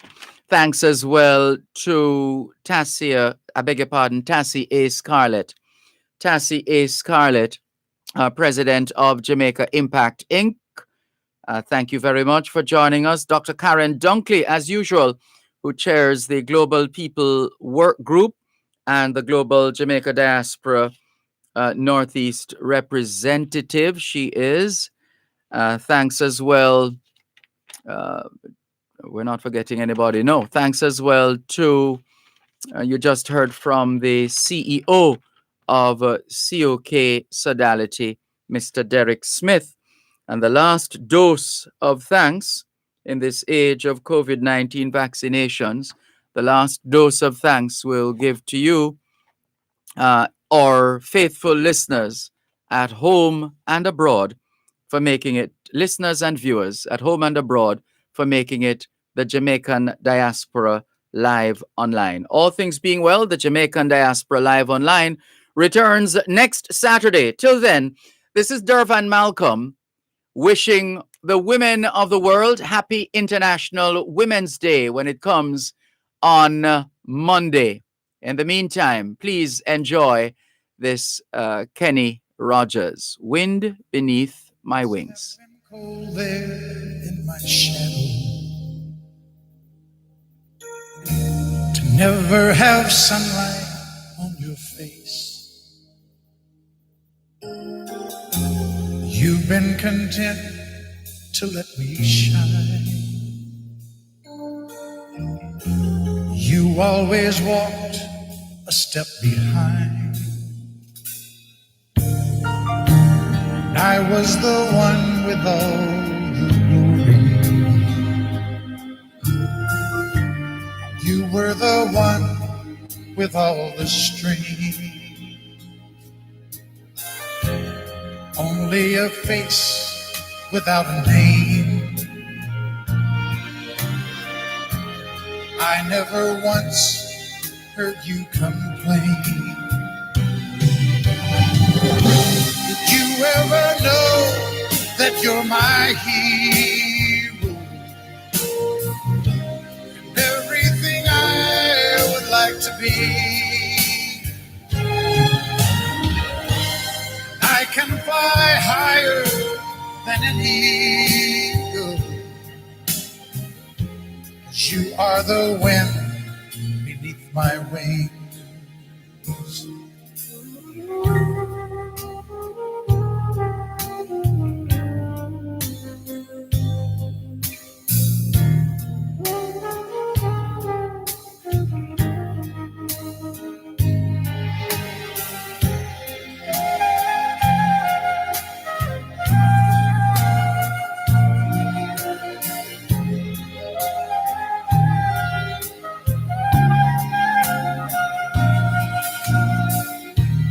Might have appeared to go unnoticed, but I've got it all here in my heart. Want you to know I know the truth. I would be nothing without you. Did you ever know that you're my hero? Everything I would like to be. Oh, I can fly higher than an eagle. You are the wind beneath my wings.